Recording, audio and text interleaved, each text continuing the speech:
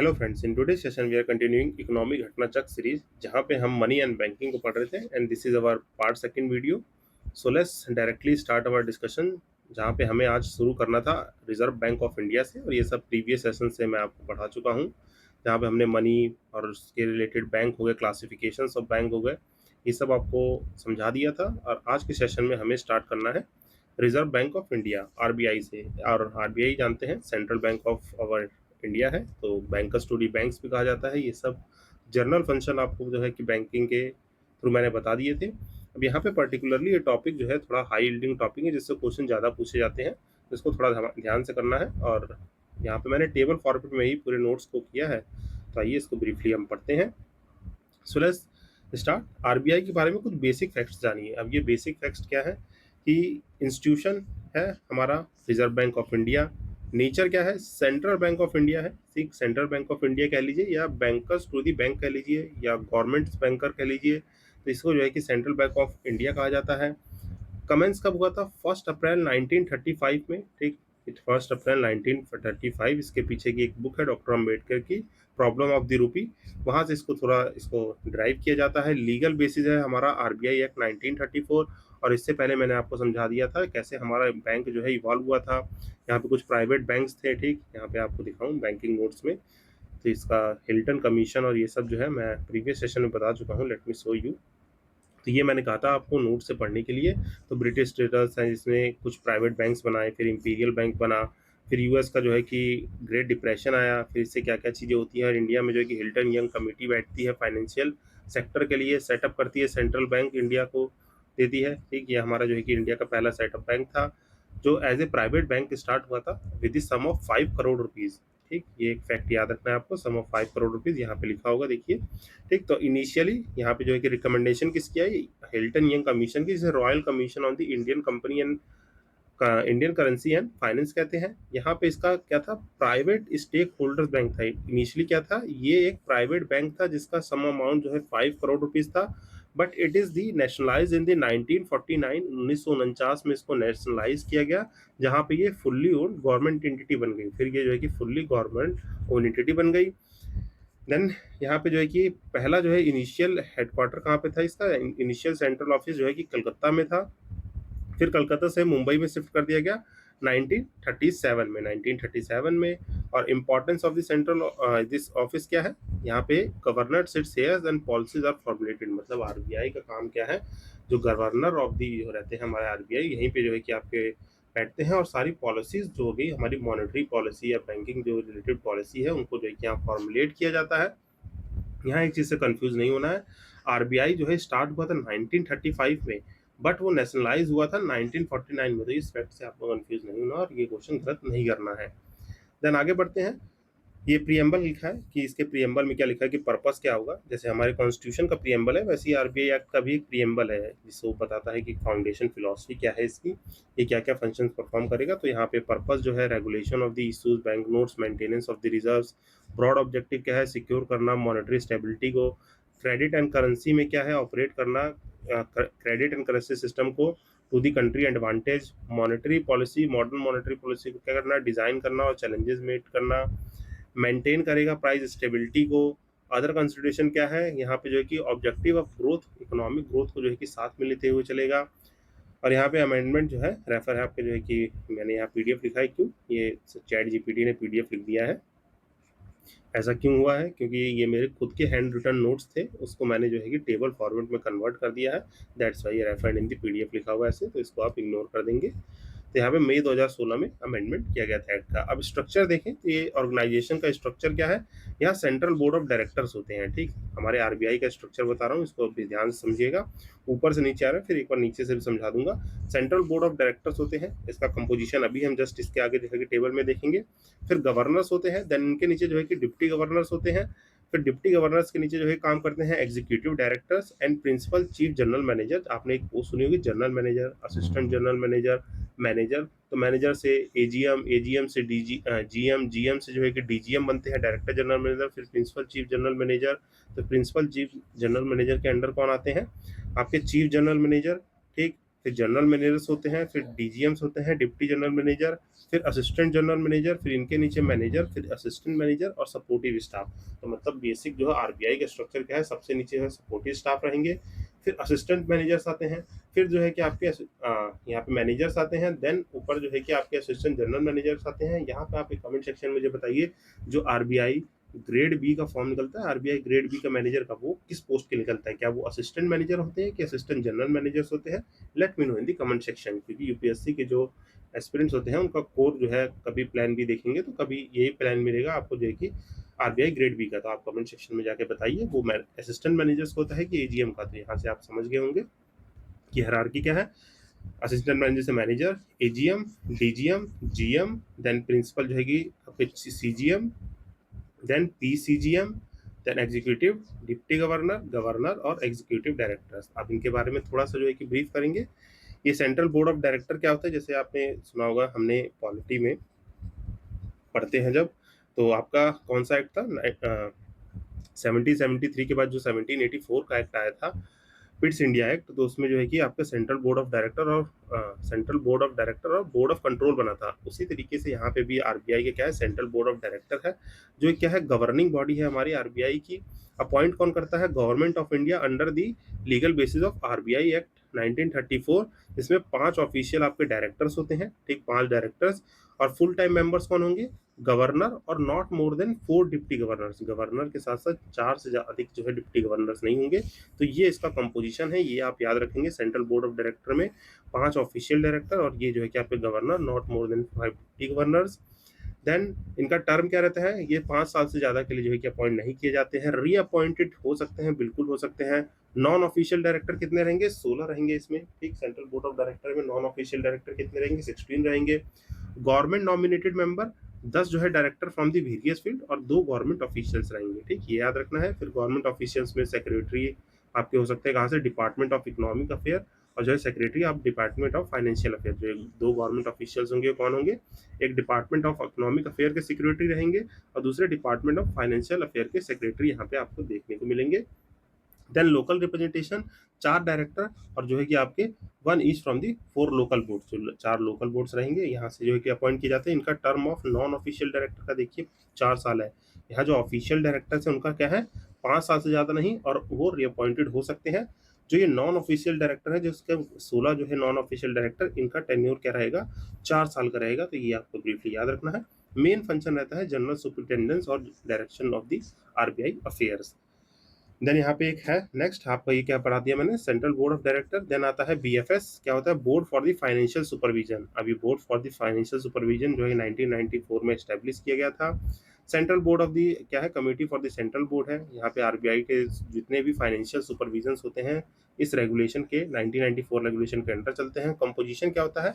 RBI governor, deputy governor और 4 central board director, जो director super appoint हुए थे उनमें से 4 डायरेक्टर। चेयरमैन होते हैं, चेयरमैन जो है कि आरबीआई होते हैं। वाइस चेयरमैन कोई एक डिप्टी गवर्नर बन जाएंगे। मीटिंग इनकी एट लीस्ट 1 एवरी मंथ, एक बार जो है कि महीने में एक बार जो है कि मिलना होता है अपनी पॉलिसीज इन सबको देखने के लिए। ये स्ट्रेंथन करते हैं supervision of the financial system, cover जो है कि कमर्शियल बैंक, फाइनेंशियल इंस्टीट्यूशन और नॉन बैंकिंग फाइनेंशियल कंपनीज और इसके इंटरमीडियरीज। ये सब मैंने आपको ऊपर समझाया था कि बैंक्स होते हैं, बैंक्स के बाद जो है एक तरफ बैंक्स हैं, एक तरफ बताया था मैंने non banking financial institutions. Bank में आपके कौन से यहाँ पे होते हैं? शेड्यूल, नॉन शेड्यूल, शेड्यूल में भी कॉमर्शियल और जो है कोऑपरेटिव।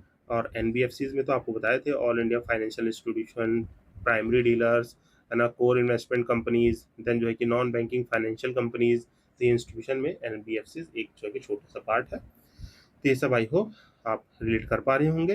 देन इसके बाद कौन सा आता है? यहाँ पे आपका आएगा board for the regulation supervision of the payment settlement system. जो आप ये पेमेंट सेटलमेंट एक्ट पढ़ते हैं, जिसमें पेटीएम ये सब 2007 के एक्ट के अंदर ही जितने भी पेमेंट सेटलमेंट सिस्टम है, यूपीआई, एनपीसीआई, इनके जो वेरियस प्रोविजंस है वो यहीं से पावर ड्रॉ करते हैं इस एक्ट से। तो इसका लीगल बेसिस हमारा क्या है? जो आपका बीपीएसएस बनेगा, board for the regulation of the supervision and payment settlement, ठीक। ये 2007 के एक्ट से पावर लेता है, जिसके भी चेयरमैन आरबीआई गवर्नर रहेंगे। इनका काम क्या होता है? जो भी आपके पेमेंट और सेटलमेंट सिस्टम से रेगुलेशन और सुपरविजन हो रहे हैं उसको परफॉर्म करना रहता है। सपोर्ट करते हैं department of the payment and settlement को। इंपॉर्टेंस क्या रखते हैं, excise power on the behalf of the RBI and PSS act, तो ये याद रखेंगे। जनरल डिफरेंस हो गया, अब इसको आप देख सकते हैं किसमें क्या सुपरविजन हो रहा है। फिर इसके बाद आते हैं गवर्नर साहब, अब इनके बारे में जान लीजिए। आरबीआई गवर्नर, ये हमारे हेड ऑफ द इंस्टीट्यूशन है। कौन अपॉइंट करेगा, सेंट्रल गवर्नमेंट अपॉइंट करेगी। सिलेक्शन मैकेनिज्म क्या होता है इनका, ये है फाइनेंशियल सेक्टर जो आपके रेगुलेटरी अपॉइंटमेंट सर्च कमेटी, एक कमेटी होती है, ये एलिजिबल लिस्ट बनाती है। कौन सी कमेटी, financial sector regulatory appointment search committee, एक गवर्नर्स की लिस्ट बनाएगी। देन जो है कि cabinet on the appointment committee selection करती है। कैबिनेट ऑन अपॉइंटमेंट कमेटी में प्राइम मिनिस्टर और आपके होम मिनिस्टर, ये दो लोग जो है कि रहते हैं और यही लोग इनको अपॉइंट करते हैं। तो ये याद रखिएगा, टर्म जो है 5 साल से ज़्यादा का नहीं दिया जा सकता है। रीअपॉइंटमेंट अलाउ है, एक्सटेंशन भी अलाउ है। अगर मान लीजिए कोई अभी एलिजिबल कंटेंट अभी नहीं दिख रहा है तो 1 साल के लिए एक्सटेंशन देना होगा, तो एक्सटेंशन को अलाउ कर दिया जाता है। देन क्वालिफिकेशन देखिए तो आपकी जो है कि आरबीआई एक्ट में कोई क्वालिफिकेशन स्पेसिफिकली मेंशन नहीं है। सोर्स जो है कि आपके आरबीआई एक्ट से मिलता है। अब यहाँ पे कुछ इंपॉर्टेंट क्वेश्चंस होते हैं कि पहले आरबीआई गवर्नर कौन थे, तो ये आपके सर ऑसबॉर्न स्मिथ थे, ये हमारे ब्रिटिश टाइम के थे। फिर पहले इंडियन कौन थे, सी आर देशमुख थे। लॉन्ग सर्विंग गवर्नर कौन है, बी आर राव, बेनेगल रामा राव जो है। और जो है कि कौन से ऐसे प्राइम प्राइम जो गवर्नर है वो प्राइम मिनिस्टर बने हैं, तो डॉक्टर मनमोहन सिंह जी आपके गवर्नर रह चुके हैं और ये प्राइम मिनिस्टर भी बने हैं। And let me know in the comment section longest जो है सर्विंग कौन है, लॉन्गेस्ट सर्विंग गवर्नर कौन है, मुझे जो है कि आप कमेंट सेक्शन में लिख के बताएंगे। देन आगे बढ़ते हैं, लोकल बोर्ड्स होते हैं, 4 लोकल बोर्ड है। कहाँ कहाँ है, मुंबई, कलकत्ता, चेन्नई, दिल्ली, ये 4 लोकल बोर्ड्स है। तो इनको याद रखिएगा, 4 लोकल बोर्ड्स कहाँ कहाँ लोकेट है, ये आपके मुंबई में, कोलकाता में, चेन्नई में, दिल्ली में है। इसमें मेंबर देखें तो 5 ईच मेंबर जो है कंसिस्ट करते हैं। अपॉइंटमेंट देखें तो सेंट्रल गवर्नमेंट 4 साल के लिए। ठीक, क्या क्या याद रखना है, जो लोकल बोर्ड्स है 4 जगह है, मुंबई, कोलकाता, चेन्नई, दिल्ली, 4 जगह क्या है, लोकल बोर्ड्स है। ठीक, 5 मेंबर्स हम इन सब बोर्ड्स में रहेंगे। ठीक, 5-5 member each board, central government appoint करती है। टेन्योर क्या रहता है, 4 साल का। मेन फंक्शन क्या रहता है, एडवाइस करना central board on the local matter. जो सेंट्रल बोर्ड था, ऊपर हमने सेंट्रल बोर्ड ऑफ डायरेक्टर्स पढ़ा था, उसमें जो है कि जितने भी आपके लोकल पॉलिसी, मतलब ये लोग वहाँ भी तो मेंबर रहते हैं, तो वहाँ जो है कि अपॉइंटमेंट जितने भी पॉलिसी इश्यूज ये होंगे उनको जो है कि बताएंगे। रिप्रेजेंट करते हैं टेरिटरी और इकोनॉमी को। एडिशनल रोल क्या रहेगा, function delegated by the central government. या अब ये कुछ इंपॉर्टेंट एक्ट्स हैं, इनको थोड़ा आपको ध्यान देना है। आरबीआई एक्ट 1934 के कोर लीगल फ्रेमवर्क है आरबीआई का। पब्लिक डेब्ट एक्ट हो गया, गवर्नमेंट सिक्योरिटीज डेब्ट को मैनेज करती है। रेगुलेशन एक्ट क्या करता है, गवर्नमेंट सिक्योरिटीज को जो है 2007 वाला जो गवर्नमेंट सिक्योरिटीज होते हैं उनको रेगुलेट करना। बैंकिंग रेगुलेशन एक्ट जो है कि आपका 1949 का, जिससे नेशनलाइजेशन ये सब एक्ट होता है। फिर ये आपका फेमा एक्ट जो है कि फॉरेन एक्सटर्नल जो मैनेजमेंट एक्ट है, फॉरेन एक्सचेंज मैनेजमेंट एक्ट 1990 का, इसका क्या रोल है, इनके बारे में क्वेश्चन आएंगे, थोड़ा और ब्रीफ पढ़ेंगे। बट ये इंपॉर्टेंट टेबल इसलिए दे रखा है कि इसके बारे में आपको पता होना चाहिए। जो सरफाइसी एक्ट है, security and enforcement of the security interest, मतलब जो हमारा रीस्ट्रक्चर एसेट फंड है, इसको जो है कि करना, इसका जो है कि मेन फंक्शन है ये। बाकी क्रेडिट जो है आपका कंपनीज रेगुलेशन एक्ट 2005 का, पेमेंट सेटलमेंट और फैक्ट्री रेगुलेशन एक्ट, ये सारे एक्ट आपको पता रहने चाहिए। इनके बारे में आगे क्वेश्चंस पूछे भी जाएंगे और ये आपको एक लिस्ट दे दी है मैंने, जिससे आपको अवेयर रहना है और ये सारे एक्ट जो है अच्छे से प्रिपेयर रखने हैं। मूविंग अहेड, आगे बढ़ते हैं। यहाँ पे अकाउंटिंग ईयर देखिए, पहले क्या था, अकाउंटिंग ईयर जून से जुलाई रहता था। ठीक, ये चेंज कर दिया गया है कब, अब अप्रैल से मार्च, मतलब 1 अप्रैल टू 31 मार्च अकाउंटिंग ईयर होगा हमारे आरबीआई का। ये सिंक करने के लिए कि हमारा जो फाइनेंशियल ईयर रहता है उससे सिंक किया गया है।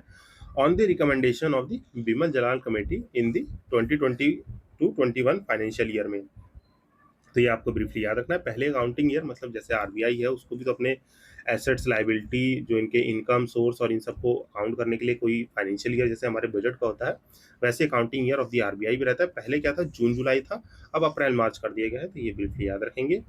फिर RBI as a issuer of the currency, अब इसमें देखिए कुछ नहीं है, ये सब टेबल मैंने इजीली बना रखे हैं, तो इसको आप गो थ्रू करेंगे कि अथॉरिटी कौन है, आरबीआई है। Section 22 of the RBI act में इशू करता है क्या, हमारे जो है आरबीआई इशूइंग अथॉरिटी है। लीगल टेंडर को डिसाइड करेगा, जो प्रोमिसरी नोट्स हैं उनको देता है। प्रोमिसरी नोट्स मतलब जैसे 2 के, 5 के, ठीक, 10, 20, 50, 100 और अब तक 500 के नोट मार्केट में है। 2000 का नोट था, उसको तो वापस ले लिया गया है। तो इन सब में देखेंगे आरबीआई गवर्नर के साइन होते हैं और जो लिखा रहता है I promise to pay the sum bearer of this amount rupees, तो अगर कभी भी इस पैसे की वैल्यू डिवैल्यू हो रही, कोई लेने से इनकार कर रहा है, तो आरबीआई उसको देने के लिए तैयार रहती है। जो ये प्रॉमिसरी नोट्स होते हैं, जो हमारी करेंसी नोट्स होते हैं, वो गवर्नमेंट की आरबीआई के लाइबिलिटी में आता है। मैंने ऊपर भी बताया था, मीन्स प्रीवियस सेशन में ये आपको बताया था, और आज भी अभी एसेट्स और ये सब मैं समझा दूंगा आपको।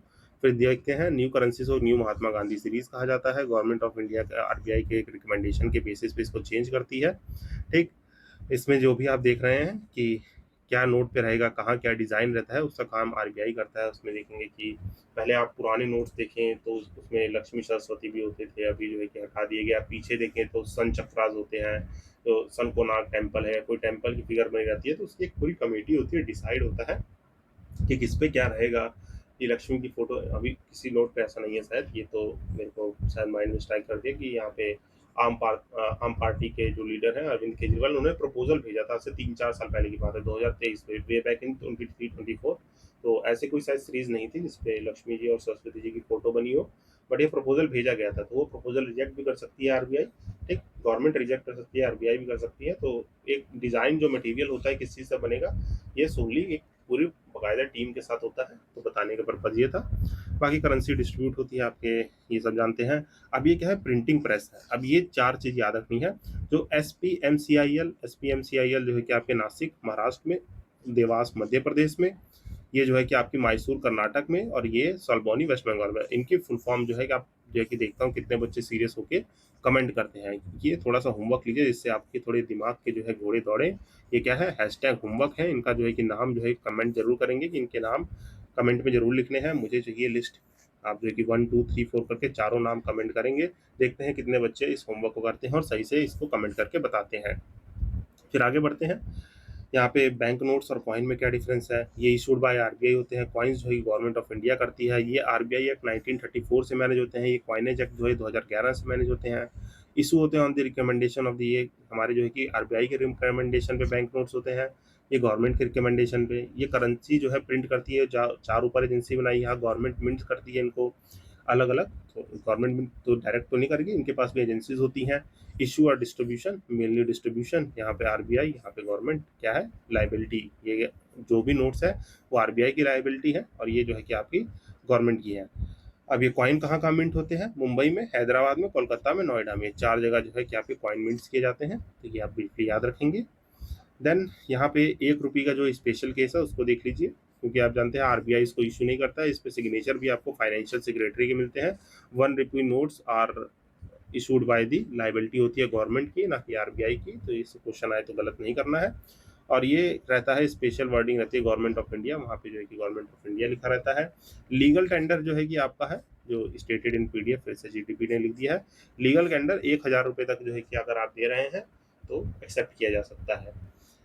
देन आगे देखते हैं, RBI banker to the government, general functions है। इसको जो है कि पढ़ लेंगे तो हो जाएगा। बस ये 2 सेक्शन याद रखने हैं कि आरबीआई जो है ऑब्लिगेशन है राइट अंडर द सेक्शन 2021। तो इसमें ऐसा कुछ नहीं है फंक्शंस को एक्सप्लेन करना, तो ये आप देख सकते हैं।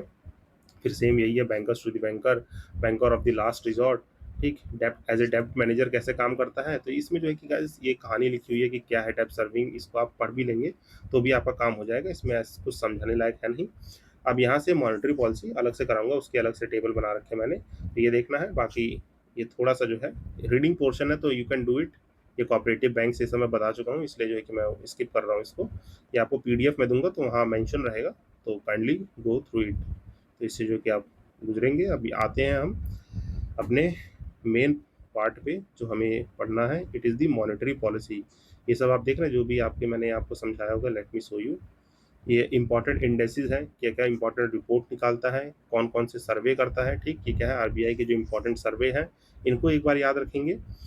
ठीक, इसके बाद यहाँ पे एक चीज़ दिखानी है, व्हाट आर दी जो इंपॉर्टेंट अदर इंस्टीट्यूशंस हैं, क्या क्या कवर करते हैं, किसके अंदर डीसीआईजी होता है, जो deposit insurance and credit guarantee corporation, कितना क्या कवर है, नए रेगुलेशंस क्या है। ये थोड़ा करंट ओरिएंटेड रहता है, तो इसको करंट अफेयर से लिंक करके जब भी आप देख रहे हैं वीडियो, 26 में देख रहे हैं तो ठीक है, 27 और 28 के लिए काइंडली अपडेट इट, क्योंकि ये डीसीआईजी जो है कि ये इंश्योरेंस जो है मे भी ऊपर नीचे करते रहता है। ठीक, तो यहाँ पे एक चीज़ और दिखानी थी। आप देखिए, ये जो है सीट है, एसेट की सीट है, इसको जो है कि मैनेज कर लेंगे आप। जो भी एसेट्स मैंने आपको ऊपर रफली बताए थे पहले मनी एंड बैंकिंग वाले में, वो एसेट्स एंड लाइबिलिटी यहाँ पे थोड़ा इलेबोरेटेड फॉर्म में लिखा हुआ है। जो भी लाइबिलिटीज़ हैं इनके बारे में, ये क्या कंटिजेंसी फंड और एसेट डेवलपमेंट फंड में रहेगा, तो इसको आप गो थ्रू कर सकते हैं।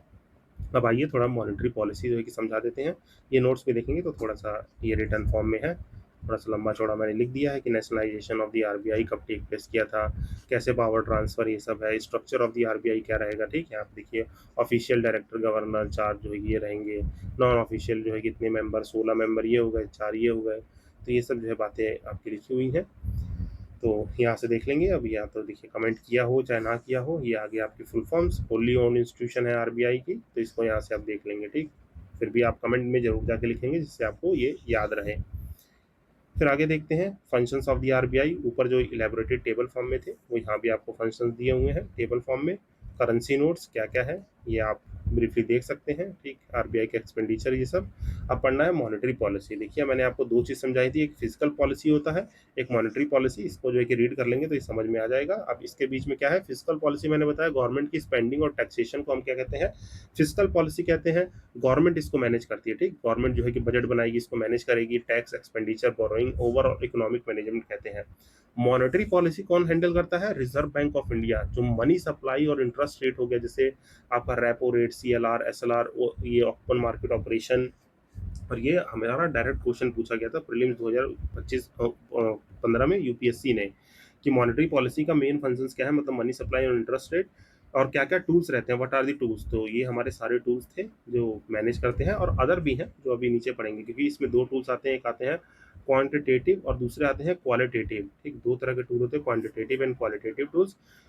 यहाँ पे क्वालिटेटिव में जैसे मोरल परसुएशन हो गया एंड लिक्विडिटी से एडजस्टमेंट हो गया, तो सब हमारे जो है कि अलग हैं। जितने भी मॉनेटरी रम होते हैं ये, जैसे ओपन मार्केट ऑपरेशन करना, जैसे गवर्नमेंट बॉन्ड को बेचना खरीदना, स्टेचुटरी लिक्विड रेशियो जो हमारे जो है कि मेंटेन करना बैंक के साथ, कैश रिजर्व रेशियो या रेपो रेट या बैंक रेट, ये सब क्या होते हैं, क्वांटिटेटिव टूल्स होते हैं मॉनेटरी पॉलिसी के। तो इसको आप ब्रीफली समझ के याद रख सकते हैं। फिर आगे बढ़ते हैं। आगे क्या है हमारी टाइप्स ऑफ मॉनेटरी पॉलिसी। जैसे आपकी फिजिकल पॉलिसी मैंने बताया था आपको, याद हो, एक्सपेंसरी और कॉन्ट्रेंटरी, मतलब एक्सपेंड करना और कॉन्ट्रैक्ट करना, जिसमें आपके इन्फ्लेशन में मीन्स गवर्नमेंट को इकोनॉमिक ग्रोथ ड्राइव करना होता है, तो ये एक्सपेंसरी में मैंने आपको समझाया था। पहले एक याद होगा आपको, इकोनॉमिक ग्रोथ समझाया था, ठीक। इकोनॉमिक ग्रोथ की साइकिल, इसमें क्या करेंगे आप, गवर्नमेंट एक्सपेंडिचर बढ़ाएंगे, ठीक, जिससे आपकी डिमांड बढ़ेगी, डिमांड बढ़ेगी तो प्रोडक्शन बढ़ेगा, प्रोडक्शन बढ़ेगा तो एम्प्लॉयमेंट बढ़ेगा, तो डिमांड जो है कि करेंगे, तो ये क्या होता है, विशियस साइकिल होता है, मीन्स एक साइकिल बनता है हमारे इकोनॉमिक ग्रोथ का। तो एक्सपेंसरी में गवर्नमेंट क्या करती है, गवर्नमेंट एक्सपेंडिचर बढ़ा देती थी और क्या करती थी, टैक्स को रिड्यूस कर देती थी, टैक्स को रिड्यूस करती थी। तो अल्टीमेटली क्या होता था, पर्सनल डिस्पोजेबल इनकम में जो है कि आपको बढ़ोतरी देखने को मिलती थी, तो इकोनॉमिक ग्रोथ ड्राइव होती थी। कॉन्ट्रैक्टरी में जस्ट अपोजिट करते थे। उसी तरीके से आपकी होती है क्या, एक्सपेंसरी मॉनेटरी पॉलिसी, ठीक। ये मैंने प्रीवियस रिवाइज कराया, थोड़ा फास्ट था आई नो, क्योंकि 1-2 बच्चों ने कमेंट किया था कि आप फास्ट पढ़ाते हैं, तो इसका रीज़न यही है कि आप क्लास को अटेंटिवली अगर सुन रहे होंगे तो प्रीवियसली लिंक करना बहुत ज़रूरी है, और इकोनॉमी में खासकर। तो ये आई होप इतना आपको फिजिकल पॉलिसी से याद आ गया होगा। फिजिकल पॉलिसी में क्या था। अब now backing to the monetary policy. Monetary policy में एक्सपेंशन का मतलब तो समझ हो गया कि इंक्रीज करना है money supply to stimulate the economic growth, ठीक। एज सेम देयर जहाँ पे हमने चीज़ देखी थी। अब यहाँ पे की मेजर्स क्या होता है, इंटरेस्ट रेट में इंट्रोडक्शन कीजिए। अब इंटरेस्ट रेट क्या होता है, इंटरेस्ट रेट जो बैंक आपको कुछ पैसे दे रहा है, बैंक आपको, बैंक का काम है मनी सप्लाई को जो है कि मतलब रेगुलेट करना, मीन्स यहीं से प्राइमरी बैंक्स जो हमारे बैंक्स ही होते हैं, प्राइमरीली आपको पैसों की जरूरत पड़ती है, लोन आप यहीं से लेते हैं।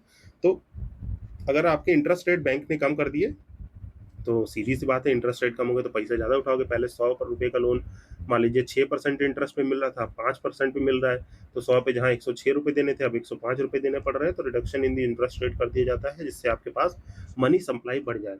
और लोअर कर सकते हैं CLR, SLR, cash reserve ratio और एसएलआर को जो है कि लोअर कर दिया जाए। तो बैंक्स जो है, जो फंड आरबीआई के साथ पार्क करने थे या जो है कि मेंटेन रखना था, पहले मान लीजिए 100 और 100 रुपीज़ थे, तो यहाँ पे पहले सीआरआर 6% था, ठीक। तो 106 रुपये जमा करके रखने थे। यहाँ पे 6 रुपये जो है कि गवर्नमेंट को देना था, पर अगर इसको 4 कर दिया तो अब 4 रुपये जो है कि बैंक को देना है, मतलब बैंक को आरबीआई के पास पार्क करना है। तो इस तरीके से रिडक्शन इन दी सीआरआर और एसएलआर से कर सकते हैं।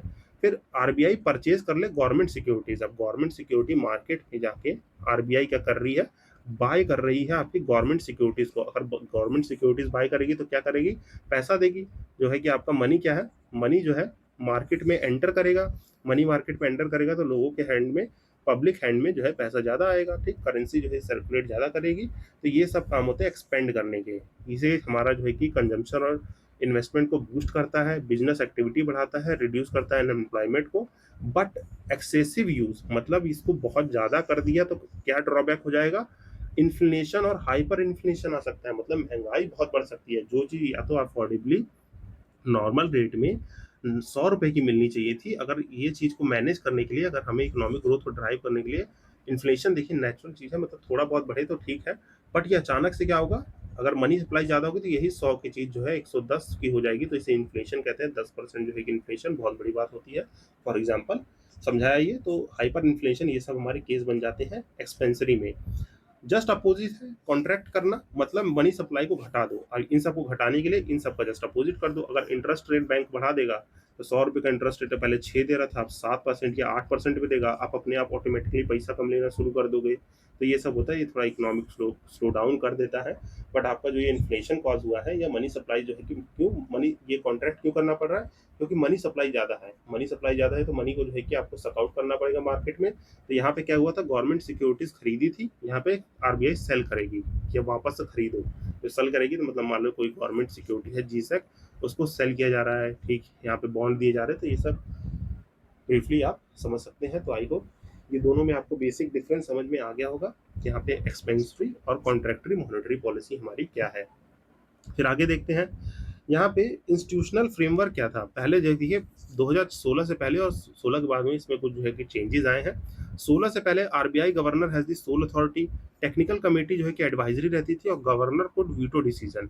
बट आफ्टर द 16 जो फाइनेंस एक्ट 2016 का था, अमेंडेड द आरबीआई एक्ट 1934 को एक्ट किया।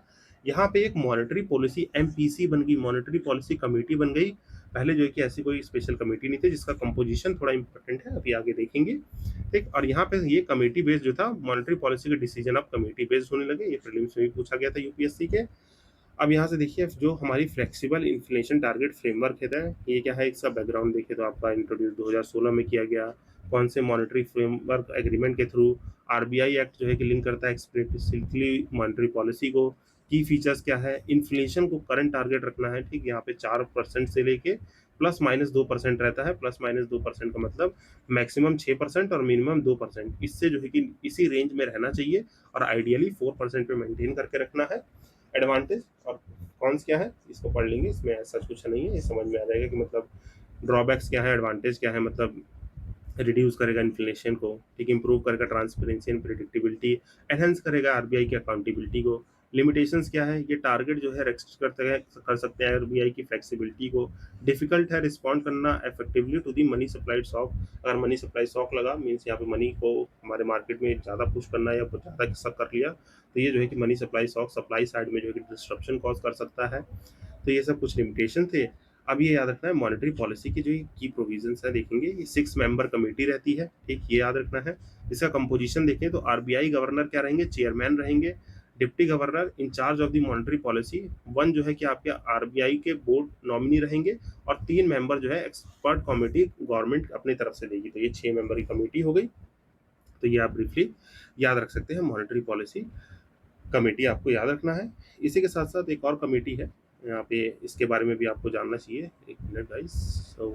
सो इसी के साथ आप एक और याद रखें कमेटी, इसको बोर्ड कह लीजिए, तो यहाँ पे नोट डाउन कर सकते हैं आप। This is the board but ये था सितंबर 2025 के लगभग जो है किए था। तो यहाँ पे एक बोर्ड बनाया गया था, पेमेंट रेगुलेटरी बोर्ड। इनके बीच का आपको डिफरेंस आना चाहिए बेसिकली। इनके बीच डिफरेंस क्या है? पेमेंट रेगुलेटरी बोर्ड जो है इसके बारे में आपको पता रहना चाहिए। अब देखिए ये तो वैसे बेसिकली आप जाते हैं, एमपीसी जो है ये आई थी उर्जित पटेल कमेटी के रिकमेंडेशन पे। उर्जित पटेल कमेटी रिकमेंडेशन, ठीक? आरबीआई 1934 एक्ट में सेक्शन दिस में मैनेज होती है। यहाँ पे ये देखिए लिखा हुआ है मेंबर्स, ये सब जो है कि बेसिकली देख सकते हैं। यहाँ पे पेमेंट रेगुलेटरी बोर्ड है, इसके बारे में थोड़ा सा बेसिकली जान लेंगे। ये जो है किसके कमेटी के रिकमेंडेशन पे थी? रतन वातल कमेटी जो है, रतन वातल कमेटी के रिकमेंडेशन पे इस कमेटी को बनाया गया था। इसका काम है क्या? जो भी सुपरविजन करना है आपका पेमेंट सेटलमेंट से। यहाँ पे रेगुलेशन एंड दी सुपरविजन, यहाँ पे रेगुलेशन एंड सुपरविजन किसको करना है, पेमेंट सेटलमेंट का। पेमेंट सिस्टम जो है, पेमेंट सेटलमेंट एक्ट, इसको जो है कि आपको रेगुलेट करना है। इसके लिए जो पेमेंट सिस्टम को रेगुलेट करना है तो कौन सा एक्ट आएगा, पेमेंट सेटलमेंट सिस्टम एक्ट है, जो मैंने आपको बताया 2007 का। उसके अंडर ये जो है कि यहाँ से लीगल फ्रेमवर्क लेता है। कॉम्पोजिशन की बात कर लेते हैं, यहाँ पे इसका कॉम्पोजिशन देख सकते हैं, दोनों की कॉम्पोजिशन पूछा जा सकता है डिफरेंस में। तो यहाँ पे भी आरबीआई से क्या रहेंगे, आपके गवर्नर जो है क्या रहेंगे, गवर्नर इज द चेयरमैन, ठीक, गवर्नर क्या करेंगे, चेयर करेंगे। एक जो है आपके डिप्टी गवर्नर आ जाएंगे इसमें, सेम एज दी यहाँ पे कैसे हमारे जो एमपीसी में था। देन थर्ड जो है पर्सन नॉमिनेटेड फ्रॉम, तो एक दो, तीसरे जो है कि पर्सन नॉमिनेटेड, पर्सन जो है कि नॉमिनेट कहाँ से किए जाएंगे, आपके सेंट्रल बोर्ड ऑफ आरबीआई से, central board of RBI. Then और 3 मेंबर यहाँ पे क्या रहेंगे, 3 मेंबर्स नॉमिनेटेड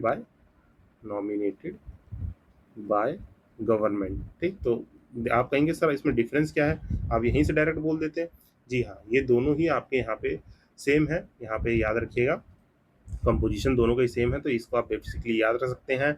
इवन टेन्योर भी सेम है, ठीक, यहाँ पे मैक्सिमम 4 ईयर्स के लिए अपॉइंट होंगे, ठीक। नो रीअपॉइंटमेंट, ठीक, रीअपॉइंटमेंट जो है कि एलिजिबल नहीं है।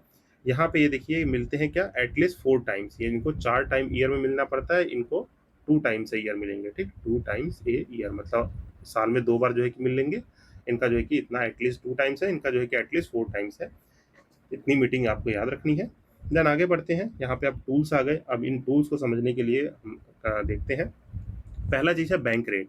अब बैंक रेट क्या होता है, इसका बेसिक मतलब समझिए, ठीक। यहाँ पे देखिए क्वांटिटेटिव टूल्स है। बैंक रेट का मतलब होता है rate at which RBI rediscounts being और lends the long term funds to the banks. मतलब किसी बैंक को कुछ पैसे उठाने हैं, ठीक, मतलब पैसे लोन पे लेने हैं, तो वो आरबीआई के पास जाएगा, तो उसी को बैंक रेट कहते हैं। अब देखिए बैंक रेट अगर ज़्यादा रहेगा, बैंक रेट मान लीजिए अगर किसी बैंक को मान लीजिए 10 लाख की ज़रूरत है, 10 लाख करोड़ की ज़रूरत है, फॉर एग्जांपल बैंक रेट यहाँ पे 5% है, तो क्या करेगा, मनी सप्लाई जो है कि देखिए यहाँ पे नॉर्मली 5% रहता तो ले लेता, अगर बैंक रेट बढ़ा दिया 5 से 7% कर दिया तो मनी सप्लाई को रिड्यूस करेगा ना, ये मनी सप्लाई रिड्यूस होगा तो क्या होगा, अल्टीमेटली इन्फ्लेशन रिड्यूस करेगा, ठीक। तो यहाँ पे बैंक रेट को कम ज़्यादा करना, मतलब बैंक रेट बढ़ाया तो मनी सप्लाई कम होगी, बैंक रेट घटाया तो जो है बैंकिंग क्या करेगी, बैंक्स क्या करेंगे, बैंकिंग को बढ़ाने के लिए, मतलब पैसा ज़्यादा क्रिएट करने के लिए, मनी सप्लाई क्रिएशन, जैसा मैंने आपको बताया, मनी के पास, बैंक के पास लैंड करने के लिए ज़्यादा पैसा होगा तो ज़्यादा जो है कि वो पीपल्स के हैंड में जाएगा, तो बैंक रेट जो है कि घटेगा तो मनी सप्लाई बढ़ेगी, और ज़्यादा पैसा हो गया तो बैंक रेट गवर्नमेंट बढ़ा देगी तो मनी सप्लाई रिड्यूस कर देगी, तो गवर्नमेंट नहीं आरबीआई बढ़ा देगी तो रिड्यूस कर दिया जाएगा। तो आई होप ये क्लियर हो गया होगा। Same apply with the CRR, cash reserve ratio. ये क्या होता है, जो भी आपकी डिमांड टाइम लाइबिलिटी रहती है उसका कुछ परसेंटेज जो है आरबीआई के साथ उनको कैश में रखना पड़ता है, पर इस पे कोई भी कैश नहीं देता है, मतलब इंटरेस्ट नहीं देता है, और कोई स्टैट्यूटरी सीलिंग और फ्लोर नहीं है। सीआरआर बढ़ा देंगे, लैंडिंग कम हो जाएगी, जिससे आपके मनी सप्लाई जो है कि क्या हो जाएगी, कम हो जाएगी। सीआरआर घटा देंगे तो ये आपका लैंडिंग भी बढ़ जाएगा, मतलब लोगों को ज़्यादा पैसा, मनी सप्लाई भी बढ़ जाएगा। आई होप इस चीज़ को आप समझ पा रहे होंगे। फिर एसएलआर है, liquidity ratio, net demand time liability का मेंटेन बैंक खुद अपने पास रखेगा। मान लीजिए यहाँ पे फॉर एग्जांपल मैंने आपको समझाया 100 रुपये बैंक के पास है, तो सीआरआर अगर मान लीजिए 5% है तो 5 रुपये जो है कि आरबीआई के पास रखने होंगे और आरबीआई इस पर कोई इंटरेस्ट नहीं देगा। एसएलआर का मतलब क्या हो गया, बैंक को, जैसे यहाँ पे स्टैट्यूटरी लिक्विडिटी रेशियो 0 से 40 चलता है, अभी शायद 27% अप्रॉक्स है, तो 100 में से 27% उसको फिक्स रखने ही है। जो भी नेट डिमांड टाइम लाइबिलिटी है उसका मीन 27% के लगभग जो है आपका एसएलआर अभी चल रहा है शायद, तो इतना रखना ही पड़ेगा। तो यहाँ पे एसएलआर ज़्यादा होगा तो क्रेडिट क्रिएशन कम होगा। क्रेडिट क्रिएशन जैसी मन आपके वर्ड सुनेंगे तो क्रेडिट क्रिएशन का मतलब होता है बैंक कैसे मनी जनरेट कर रही है। क्रेडिट क्रिएशन का मतलब यही होता है कि पैसा कितना ज़्यादा जनरेट होगा लैंडिंग और बोरोइंग से, इन सब चीज़ों से, तो ये आप ध्यान रख लेंगे। फिर यही है एलएएफ क्या है, एलएएफ जो होता है 2 तरीके से काम करता है। Day to day liquidity mismatch जो होता है इसे हम एलएएफ कहते हैं। रेपो रेट का मतलब RBI lend to the bank, मतलब ये डे टू डे एक्टिविटी के लिए है। और बैंक रेट क्या था, लॉन्ग टर्म्स के लिए, रीडिस्काउंट और लॉन्ग टर्म के लिए। लिक्विडेशन एडजस्टमेंट फैसिलिटी किसे कहते हैं, जैसे रिवर्स, ये जो है कि रीपरचेज रेट, रेपो रेट का मतलब रीपरचेज रेट, जहाँ पे आरबीआई बैंक्स को पैसा देगी और रेपो रेट में रेपो घटा देंगे तो लिक्विडिटी बढ़ जाएगी और रेपो बढ़ा देंगे तो लिक्विडिटी घट जाएगी। और इसके बाद जस्ट अपोजिट होता है रिवर्स रेपो रेट, जहाँ पे आरबीआई बोरो करती है बैंक से। अगर जो है कि ये कम ज़्यादा हुआ, रेपो रेट ज़्यादा रहेगा, ठीक, तो क्या होगा, लिक्विडिटी ज़्यादा रहेगी, और रेपो रेट को घटा देंगे तो लिक्विडिटी बढ़ जाएगी। बेसिक सा फंडा समझ में आ गया होगा। रेपो रेट क्या है, RBI lends to the bank, मतलब आरबीआई को बैंक को पैसा देना है। तो मतलब आरबीआई क्या है, बैंक को पैसा दे रही है, मतलब बैंक जो है आरबीआई से पैसा ले रही है। बैंक जो है किससे, आरबीआई से मनी बोरो कर रही है। अगर मान लीजिए वही इंटरेस्ट रेट वाला लगा दिए, रेपो का मतलब इंटरेस्ट से समझिए, अगर इंटरेस्ट रेट घटा दिया है तो बैंक के पास ज़्यादा पैसा आएगा, लिक्विडिटी बढ़ा देगा। यही अपोजिट कर देंगे, रेपो रेट को जो है कि यहाँ पे बढ़ा देंगे तो बैंक की लिक्विडिटी कम हो जाएगी। तो आई होप ये भी आपको समझ में आ गया होगा। देन जो है कि इसके बाद जो है कि आपका आता है मार्जिनल स्टैंडिंग फैसिलिटी। ये इंट्रोड्यूस किया गया था 2011 में। इसे कहते हैं इमरजेंसी ओवरनाइट बोरोइंग फैसिलिटी। और ये इमरजेंसी बोरोइंग फैसिलिटी है, ये कैसे काम करती है, तो करंट अफेयर वाला इकोनॉमिक घटनाचक्र करंट अफेयर है, वहाँ पे जाके देखिएगा। मैंने आपको वहाँ पे कॉन्सेप्ट समझाया फॉरनाइट बेसिस का, जो कि अभी रिसेंटली चेंज भी कर दिया गया है, ठीक, तो उसको वहाँ से देख लेंगे। यहाँ पे दोबारा क्वेश्चन आएगा तो मैं समझा दूंगा। तो ये कुछ रिलेट करता है वहीं से। तो देखिए क्या है, आपका मार्जिन स्टैंडिंग फैसिलिटी है, इंट्रोड्यूस 2011 में, इमरजेंसी ओवरनाइट बोरिंग फैसिलिटी है। ये कितना कर सकते हैं, 1% ऑफ दी आपके नेट डिमांड टाइम लाइबिलिटी पे है। ये इसका जो है इंटरेस्ट रेट क्या रहता है, रेपो रेट जो डिसाइड होगा यहाँ पे, रेपो रेट उसमें 0.05%। तो जितना भी रेपो रेट आरबीआई ने डिसाइड कर रखा होगा उसमें 0.5% लगने का मार्जिन स्टैंडिंग फैसिलिटी होती है यहाँ पे। It acts as a panel rate और provide the last resort liquidity.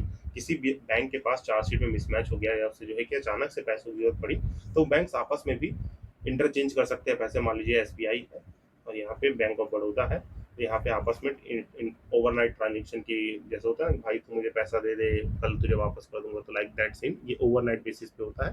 तो इसको आप ध्यान रख लेंगे। फिर ये चीज़ थोड़ा जो है कि इग्नोर कर दीजिए, थोड़ा चार्ट पेपर सा है जो रिवाइज एलएफ फैसिलिटी है, ये कोर कॉन्सेप्ट है तो इसको अभी इग्नोर करते हैं। फिर ओपन मार्केट ऑपरेशन है, यहाँ पे खरीदना बेचना गवर्नमेंट सिक्योरिटी को। खरीदना मतलब इंजेक्ट लिक्विडिटी, मतलब परचेज किया, तो आरबीआई ने परचेज किया है तो क्या करेगी, पैसा मार्केट में देगी, और बेचेगी तो पैसा मार्केट से सक आउट करेगी। सिंपल सा है फिनोमिना। फिर ये मार्केट मार्केट स्टेबलाइजेशन स्कीम क्या है, इसको जो है कि बेसिकली आप समझ सकते हैं, ये एब्जॉर्ब करता है एक्सेस लिक्विडिटी, जो भी आपके मार्केट स्टेबलाइजेशन बॉन्ड होंगे। स्टेबलाइजेशन प्रोसेस कहते हैं, फंड जो है कि आपका पार्क होता है सेपरेट गवर्नमेंट अकाउंट में। तो यहाँ से आपका क्या है, कंट्रोल रिसेशन और कंट्रोल इन्फ्लेशन देख रहे होंगे। सिंपल सा फ्लो डायग्राम है। बैंक्स क्या करती है, देखिए बैंक्स के पास रुपए होगा तो सेंट्रल गवर्नमेंट जो है कि सिक्योरिटी क्या करेगी, यहाँ पे अगर बैंक पे कर रही है तो सिक्योरिटीज देगी बैंक, सेंट्रल बैंक जो है कि गवर्नमेंट सिक्योरिटीज देगा, ठीक। यहाँ पे क्या है, गवर्नमेंट सिक्योरिटीज दे रहा है तो मतलब आरबीआई क्या कर रहा है, पैसा ले रहा है। पैसा लेगा तो मतलब बैंक्स के पास क्या हुआ, मनी सप्लाई कम हुआ, क्योंकि इसने गवर्नमेंट सिक्योरिटीज खरीद ली है आरबीआई से। तो यहाँ पे कंट्रोल इन्फ्लेशन करने के लिए ये होता है। इसकी वजह से क्या होगा, लो मनी सप्लाई होगा और हाईयर इंटरेस्ट रेट, बैंक के पास पैसा कम रहेगा तो हाई इंटरेस्ट रेट पे पैसा जो है कि पब्लिक को देगी। तो ये सिंपल सा डायग्राम यही रिप्रेजेंट कर रहा है। और जस्ट अपोजिट इसका क्या है, रिसेशन, अगर इकोनॉमी स्लो डाउन हो गई है तो ये वापस से अपना क्या करेंगे, गवर्नमेंट सिक्योरिटीज जो है कि सेंट्रल बैंक को बेचेंगे, जिससे आपको पैसा मिलेगा। पैसा मिलेगा तो क्या होगा, हाई मनी सप्लाई हो जाएगी और लो इंटरेस्ट रेट पे पब्लिक जो है कि ज़्यादा पैसा इस्तेमाल करेगी। आई होप ये चीज़ समझ में आ गया होगा। फिर ये जो है रेपोज है, ये 2013 में इंट्रोड्यूस हुए थे, 7, 14, 28 दिन के लिए। ये समझे कि बेसिकली देख लेंगे। फिर यहाँ पे जो आपके क्वालिटेटिव टूल्स हैं इनको देख सकेंगे, पढ़ लेंगे। तो इसमें क्या है, मॉरल सिचुएशन क्या होता है कि आरबीआई परस्यूट करती है बैंक को, एडवाइस करती है कि जो भी आपको कॉपरेशन है उसको कंपल्सन करिए। मतलब मॉरल सिचुएशन का मतलब कि गवर्नमेंट जाके बात कर रही है आरबीआई के, ऐसे ऐसे पॉलिसीज को एनहेंस कीजिए। मतलब इनडायरेक्टली आपको लेमेंस टर्म में बता रहा हूँ। तो एक फॉर्मल वे होता है जिसमें कम्युनिकेट करते हैं। बाकी डायरेक्ट एक्शन की पीनल एक्शन लगा देगी नॉन कंप्लेनेंट बैंक पे, है ना, डिस्काउंट बिल और यही चार्जिंग पीनल इंटरेस्ट लग जाएगा। रेशनिंग ऑफ द क्रेडिट, ये सब जो एक बार गो थ्रू कर लेंगे। अब क्वेश्चन आएंगे तो इनको देख लेंगे। फिर आई होप ये सिग्निफिकेंस क्या है, लिक्विडिटी ट्रैप क्या होता है। लिक्विडिटी ट्रैप वो है जहाँ पे सिचुएशन है हॉट कैश डिपॉजिट लो इंटरेस्ट रेट। मीन्स यहाँ पे आपका लिक्विडिटी ट्रैप बेसिकली मतलब होता है जो भी पैसा है वो लूप होल में फंस गया है, मतलब उससे और मनी क्रिएशन नहीं हो रहा है, तो ये लिक्विडिटी ट्रैप रहता है। स्टेरलाइजेशन किसे कहते हैं, स्टेरलाइजेशन मैंने बताया, ये आपकी स्टेरलाइजेशन मार्केट स्टेरलाइजेशन स्कीम भी थी जो एब्जॉर्ब करती है excess liquidity to complete the inflow, ठीक। यहाँ से देख लेंगे। बाकी एक ये है इन्फ्लेशन टारगेट और ये सब कैसे किया जाता है, ये जो ऊपर मैंने समझाया उसका एक ओवरऑल चार्ट है, तो इसको जो है कि रख लेना है, ठीक। और बाकी डॉविस पॉलिसी, हॉकिस पॉलिसी, ये सब वर्ड है, फैंसी वर्ड, इनसे घबराना नहीं है। ये सिंपल सा जो लिखा हुआ है यही चीज़ें इसका मतलब है, और क्वेश्चंस आएंगे तो इसको और एक्सप्लेन करते रहूँगा मैं। तो आई होप ये चीज़ आपको जो है कि बेसिकली समझ में आ गई होगी। अब आइए आज के सेशन में, अभी यहाँ तक जो मैंने बताया आरबीआई के बारे में और इस मॉनेटरी पॉलिसी के बारे में, तो इससे अगले कुछ क्वेश्चंस आएंगे। अभी मैं इस सेशन में कुछ क्वेश्चंस डील करूंगा, फिर नेक्स्ट क्वेश्चन में और सेशंस को पढ़ा जाएगा। तो अभी कुछ क्वेश्चंस हम सॉल्व कर लेते हैं।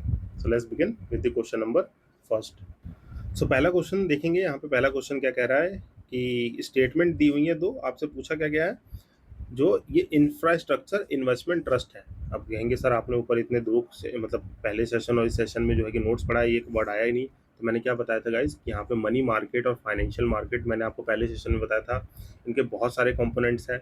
उसमें से एक छोटा जो है कि क्या है, इन्वेस्टमेंट इंफ्रास्ट्रक्चर इन्वेस्टमेंट ट्रस्ट भी एक कंपोनेंट है हमारे फाइनेंशियल मार्केट में।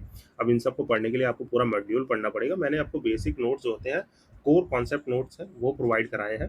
तो ये सब आपको कुछ क्वेश्चंस ऐसे देखने को मिलेंगे जो नोट्स में नहीं थे। तो देखिए आईएएस प्री 2023 का क्वेश्चन है, मतलब कि यूपीएससी का क्वेश्चन है ये, जिसमें सिंपल से कह रहा है, अगर कॉमन सेंस में लगाते तो ये इस क्वेश्चन हो जाता है। कह रहा है कि interest income from the deposit in the infrastructure investment trust. अब देखिए कोई इंफ्रास्ट्रक्चर इन्वेस्टमेंट ट्रस्ट है, उसका कुछ डिपॉजिट है, distributed to the investor is exempted from the tax but the dividend is the taxable. मतलब जो भी इसमें जो कह रहा है कि आपका जो इन्विट्स है, इन्विट जो है कि इंटरेस्ट इनकम करेगा, ठीक, वो डिस्ट्रीब्यूट किया जा रहा है इन्वेस्टर पे जो कि एग्जेम्प्ट है टैक्स पे, और डिविडेंड टैक्सेबल है। तो नहीं, ये गलत स्टेटमेंट है, इसने अपोजिट लिख दिया, अभी नीचे पढ़ लेंगे। और इन्विट्स है रिकॉग्नाइज होते हैं as a borrower under the SARFAESI act 2002। तो ये हमारा करेक्ट स्टेटमेंट है, यहाँ पे डी हमारा आंसर हो जाएगा। अब यहाँ पे आप देखेंगे जो इन्विट्स हैं ये क्या होते हैं, एक एक्सचेंज ट्रेडेड इन्वेस्टमेंट है जो कि आपको इन्वेस्टर को पार्शली ओनरशिप देते हैं इंफ्रास्ट्रक्चर प्रोजेक्ट्स के लिए। और InvIT similar to mutual funds होते हैं। Like mutual fund they pool small amount from the various individual. जहाँ पे आप देखेंगे इंफ्रास्ट्रक्चर प्रोजेक्ट में इन्वेस्ट करना है, इसको मैं अभी बेसिकली एग्जाम्पल के थ्रू समझा दूंगा आपको। तो गवर्न कौन करता है, सेबी के रेगुलेशन सरफेसी एक्ट के अंदर। तो यहाँ पे जो डिविडेंड इंटरेस्ट इनकम जो होता है, दोनों ही क्या deposit in the taxable as per the slab of the investor. तो ये दोनों ही टैक्सेबल है। तो यहाँ पे क्या कहा गया है, ये जो इन्वेस्टर का जो है डिस्ट्रीब्यूशन है, ये दोनों ही टैक्सेबल होगा, ना कि खाली डिविडेंड। अब ये सिंपली क्या कह रहा है, जैसे म्यूचुअल फंड होता है, आप बेसिकली किसी बड़ी कंपनी में छोटे छोटे सबके फंड्स लगते हैं, ठीक। यहाँ पे मान लीजिए ये एक बड़ा फंड था, तो इसमें जो है कि ए बी सी डी ने फंड लगाया है, मान लीजिए, है ना। तो आपका म्यूचुअल फंड समझते हैं, फिर म्यूचुअल फंड में ये सबने फंड लगाया है, वो इंटरेस्ट कमाएगा, फिर जो है कि इसमें प्रॉफिट सब में डिस्ट्रीब्यूट होगा। लाइक वाइज दिस जो हमारा इंफ्रास्ट्रक्चर इन्वेस्टमेंट ट्रस्ट है, जैसे मान लीजिए कोई रोड प्रोजेक्ट बनना है, रोड प्रोजेक्ट नहीं, ये जो बड़ी बड़ी हाई रेज बिल्डिंग बनती है, तो इसमें जान रहे हैं हर फ्लोर पे 10-10 अपार्टमेंट है, ठीक, यहाँ पे 2 BHK 3 BHK सब है। तो उसमें क्या होता है, इस इंफ्रास्ट्रक्चर को जो भी बनाना होता है, तो कोई कंपनी कंपनी मान लीजिए आगे कोई हाउसिंग बैंक कंपनी आई या नेशनल कंपनी आई, कोई नेशनल हाउसिंग बैंक कंपनी, उसने भाई इन्वेस्टर से पैसा लिया और बनाया, फिर सारे हाउस को जो है कि पब्लिक में सेल किया, जो भी प्रॉफिट आएगा वो सब में बढ़ेगा और वो सब टैक्सेबल होगा। तो बस सिंपल सा ही क्वेश्चन था। आई होप समझ में आ गया होगा। आपको समझ आ गया है तो थम्स अप करके जरूर बताएं कि आपको क्वेश्चन समझ में आया है। द नेक्स्ट है कि what is the importance of the term interest coverage ratio in firm in India. यहाँ पे पहले आइए इंटरेस्ट कवरेज रेशियो क्या होता है, फिर इसके बारे में ये स्टेटमेंट्स देखेंगे, ठीक। तो पहला जो है कि जानिए, ये जो इंटरेस्ट कवरेज रेशियो है, ये क्या है, इंटरेस्ट कवरेज रेशियो एक डेप्ट रेशियो है and profitability ratio two major how easily one can pay the interest on outstanding date. मतलब इंटरेस्ट कवरेज रेशियो कि कोई ए बंदा है, उसने क्या लिया है, लोन लिया है, ठीक। तो लोन को कवर भी तो करेगा बैंक। बैंक ने क्या दिया है, बैंक ने इस भाई साहब को लोन दिया है, ठीक। बैंक क्या करेगा, इसको कवर भी करेगा। तो बैंक ने लोन दिया है तो कुछ इंटरेस्ट पे दिया होगा, मान लीजिए फॉर एग्जांपल जो है 8% इंटरेस्ट पे लोन दिया है। तो उसको जो कवर करने का मतलब, जो डेप्ट रेशियो टू प्रॉफिटेबिलिटी रेशियो है, उसको कवर करने का मतलब ये कितने इजीली जो है कि इसको पे कर सकता है, उसी को हम लोग इंटरेस्ट कवरेज रेशियो कहते हैं। अब एक हायर कवरेज रेशियो क्या दिखाता है, is better although the ideal ratio में वेरी बाय द इंडस्ट्री। मतलब एक हायर कवरेज रेशियो बेटर माना जाता है, ये मतलब इंडस्ट्री टू इंडस्ट्री वेरी करेगा। फिर जो आईसीआर है, ये ऑल्सो समटाइम कॉल दी टाइम इंटरेस्ट अर्न रेशियो। तो ये भी याद रखिएगा, आईसीआर को टाई भी कहते हैं। Lender investor creditor often determine a company, जो कि रिस्कनेस और जो है कि क्या रहती है, current dept for the future borrowing. और रेशियो क्या रहता है, is also credit fund prospective lender to the risk of the lending capital firm. मतलब जो रेशियो रहता है वो यूज्ड बाय द क्रेडिटर और प्रोस्पेक्टिव लेंडर मींस वो अपने कैपिटल जो भी आपका रिस्क कैपिटिंग है उसको जो है कि कवरेज करके ही देते हैं। यहाँ पे आपको देखेंगे, आप आते हैं क्वेश्चन पे, आपके इंटरेस्ट कवरेज रेशियो के बारे में पहला स्टेटमेंट कह रहा है कि ये हेल्प करेगा understanding the present risk to a firm that a bank is going to give the loan. Yes, ये हेल्प करता है मींस उस, जैसे अभी देखेंगे आपके क्रेडिट कार्ड का सिबिल स्कोर बनता है। सिबिल स्कोर सुना होगा आपने कभी, क्रेडिट कार्ड यूज करते हैं सब लोग, तो उसमें सिविल स्कोर होता है। तो बैंक अब आजकल क्या करते हैं, पहले आपका सिविल स्कोर देखती है, सिविल स्कोर आपका ठीक है तो अभी आपको लोन दिया जाएगा। मीन्स आप जो है कि कुछ भी ईएमआई पे ले रहे हैं, अगर वो टाइमली पेमेंट हो रहा है तो बैंक इजीली आपको लोन दे सकती है। अगर आपका सिविल स्कोर नहीं है तो बैंक थोड़ा जो है कि आपके डॉक्यूमेंटेशन ज़्यादा करेगी, थोड़ी लाइबिलिटी एसेट्स मतलब जो है कि आपका कैपिटल रिक्वायर करेगी, तब जो है कि आपको लोन देगी। तो यहाँ पे क्या है, इजिली एक्सेस किया जा सकता है, बिल्कुल सही बात है। कह रहा है it help in evaluating the emerging risk of a firm that a bank is giving to loan. Yes, ये हमारा ये भी पता करता है। और तीसरा कह रहा है कि हायर बोरिंग जो है level of interest coverage ratio is worse to ability to service. तो नहीं, वर्स नहीं, मैंने ऊपर बताया क्या रहेगा, हायर कवरेज रेशियो है, मतलब ये बेटर चीज बताता है, मतलब आपका interest rate coverage ratio high है तो बेटर अपॉर्चुनिटी है। तो पहला दूसरा सही हो जाएगा, तीसरा गलत। तो इसका आंसर क्या होगा, ए हो जाएगा, जो कि मैंने यहाँ से आपको एक्सप्लेनेशन से बता दिया। फिर जो है आपका एक आया है इंसॉल्वेंसी एंड बैंकरप्सी पे है। तो यहाँ पे आपका इंसॉल्वेंसी एंड बैंकरप्सी कोड जो है पढ़ा होना चाहिए, जो है कि 2016 में क्या अमेंडमेंट हुए थे, रिसेंट कोई अमेंडमेंट है कि नहीं, तो इस क्वेश्चन को वहाँ से पढ़ा जा सकता है। तो आइए बेसिकली इस क्वेश्चन को पहले यहाँ से पहले कवर कर लेते हैं, फिर ये क्वेश्चन अटेंड करेंगे। इंसॉल्वेंसी रेफर्स टू एक फाइनेंशियल स्टेट जहाँ पे एक इंडिविजुअल के पास कोई भी एंटिटी होगी unable to pay off their debts as they become due. मतलब इंसॉल्वेंसी का मतलब क्या है कि आपने कुछ पैसे फाइनेंशियल स्टेट मतलब जो है कि पैसे बोरो किए हैं, ठीक, फाइनेंशियल इंस्टीट्यूशन से, बट वो आप पे नहीं कर पा रहे हैं अपने डेब्ट्स को, तो आप इंसॉल्वेंट हो जाएंगे। और इसके क्राइटेरिया है इसी इंसॉल्वेंसी बैंकरप्सी कोड में, क्या पढ़ते हैं आप, जो नॉन परफॉर्मिंग एसेट्स होते हैं, एनपीएस आपने सुना होगा, ठीक, इनके क्राइटेरिया है कि आप कुछ टाइम तक नहीं बिल पे करेंगे तो आपको होल्ड पे माना जाएगा। फिर जो है कि बैड परफॉर्मेंस जो है कि एनपीए घोषित हो जाएंगे जब नॉन परफॉर्मिंग एसेट हो जाता है। फिर आता है रोल आपका किसका, सरफेसी का, जिसमें जो है कि आपका रिकवरेज जो है कि दिया जाता है। तो ये सब थोड़ा सा कोर कॉन्सेप्ट है। तो आपको इंसॉल्वेंसी से क्या समझना है, आईबीसी जो है कि क्या है, आईबीसी इंसॉल्वेंसी बैंकरप्सी कोड। यहाँ पे आप अनेबल टू पे डेप्ट हुए, जहाँ पे बैंक जो है कि वाइल बैंकरप्सी, बैंकरप्सी का मतलब क्या होता है, refers to a legal process जहाँ पे asset to the debtor are liquidated और organise for the benefit of the creditor though the board term deal with the excessive डेप्ट। यहाँ पे आपको डील क्या करना है, बैंकरप्सी, बैंकरप्सी मतलब बैंकरप्ट हो चुके हैं आप, आपके पास पैसा नहीं है, जो आपके एसेट है उनको लिक्विडाइज कर लिया जाएगा। इंसॉल्वेंसी आपका दूसरा प्रोसेस है जहाँ पे आप अनेबल है आपका पेमेंट करने के लिए। तो आई होप ये चीज़ क्लियर हो गई होगी। तो insolvency is the state where bankruptcy is the conclusion. ये दोनों आपको डिफरेंस समझ में आ गया होगा। देन यहाँ पे क्या कर रहा है कि जो insolvency bankruptcy board of India है, एक रेगुलेटरी बोर्ड रिस्पॉन्सिबल है ओवरसी करने के लिए, जो कि स्टैब्लिश की गई थी 1 अक्टूबर 2016 में, जो कि मैनेज किया जाता है इंसॉल्वेंसी बैंकरप्सी बोर्ड 2016 से। अब इस क्वेश्चन को अटैम्प्ट करेंगे आप, तो देखेंगे यहाँ पे पहला स्टेटमेंट क्या कह रहा है कि बैंकरप्सी रेफर करता है फाइनेंशियल स्टेट जहाँ पे आप इंडिविजुअल और एंटिटी अनेबल टू पे देयर ऑफ द डेब्ट एज दे बिकम ड्यू। तो नहीं, ये क्या होता है, इंसॉल्वेंसी होता है। बैंकरप्सी का मतलब होता है लीगल प्रोसेस जहाँ पे आपके डेप्टर्स आर लिक्विडाइज्ड और reorganize for the benefit of the creditor. तो ये जो है कि दोनों उल्टा दे रखा है, ये यहाँ देना चाहिए था और इंसॉल्वेंसी ऊपर देना चाहिए था। फिर बैंकरप्सी एक स्टेट है जहाँ पे बैंकरप्सी को एक स्टेट बताया गया, इंसॉल्वेंसी को कंक्लूजन। तो नहीं, इंसॉल्वेंसी एक स्टेट है, बैंकरप्सी जो है कि उसका कंक्लूजन है, तो ये भी गलत हो जाएगा। और ये स्टेटमेंट आपका सही है कि इंसॉल्वेंसी बोर्ड जो है एक रेगुलेटरी बोर्ड है जो रिस्पॉन्सिबल है आपके oversee the insolvency and bankruptcy proceeding. तो 4 इज द करेक्ट ऑप्शन, तो सी इसका आंसर हो जाएगा। देन आगे बढ़ते हैं। यहाँ पे नेक्स्ट स्टेटमेंट क्वेश्चन है, 2 साल पुराना ही है, अभी 2026 चल रहा है, 2024 प्री में पूछा गया क्वेश्चन है। कह रहा है सिंडिकेट लैंडिंग जो है spread the risk of the borrower default across the multiple lenders. Then next statement कह रहा है कि syndicate loans can be fixed amount lumps but can not be credit line. यहाँ पे आपका पहला स्टेटमेंट देखिए सही है, दूसरा गलत है। क्यों, जो सिंडिकेट लैंडिंग होती है पहले इसको समझना होगा। ये क्या कहता है, syndicate lending spread the risk of the borrower default across the multiple lenders. Yes, syndicate lending होता क्या है, सिंडिकेट लोन क्या होता है, एक फाइनेंसिंग ऑफर है जो कि मेड करता है group of the lender that work together to provide large fund for a single borrower. Means यहाँ पे एक एंटिटी है, यहाँ पे ये बंदा है, इसको क्या चाहिए, लॉन्ग बोरिंग, मतलब कि बड़ा अमाउंट चाहिए, बिग अमाउंट, ठीक, बट बिग अमाउंट जैसे मान लीजिए फॉर लाइक 10 लाख करोड़। पर यहाँ पे छोटी छोटी एंटिटीज हैं जो मिल के क्या करेंगी, इसको जो है कि फाइनेंस करेंगी। ये पांचों एंटिटी ने मिलके इसको फाइनेंस किया है। अब यहाँ पे क्या होता है, आपका कह रहा है कि syndicate lending spread the risk of the borrower default and multiple lenders. तो यस, ये जो है कि सिंडिकेट लैंडिंग जो है कि इसका जो क्या कर देता है, loan financing by syndicate made over the lenders that work together to provide the fund for the single borrower.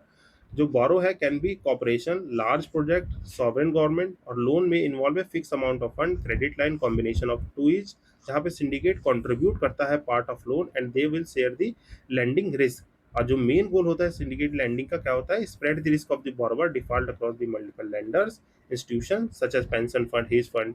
और सिंडिकेट अलाउ करता है स्प्रेड रिस्क को फाइनेंशियल अपॉर्चुनिटी में, जो कि दो लार्ज रहते हैं। इसीलिए पहला करेक्ट है, दूसरा करेक्ट है। तो आई होप मैंने क्लियर किया होगा आपको। तो यहाँ से आंसर देख लेंगे, सी इसका आंसर बन जाएगा।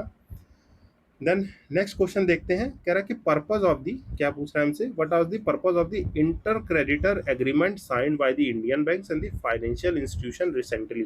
बहुत पुराना क्वेश्चन है, बस ये पढ़ लेंगे कि to aim the faster resolution, जो एसेट 50 करोड़ से ज़्यादा है उसके लिए। तो ये क्या होता है, इंटर क्रेडिटर एग्रीमेंट है, एक पार्ट है project Sashakt provided by the government to address the problem of the resolving the bad loans.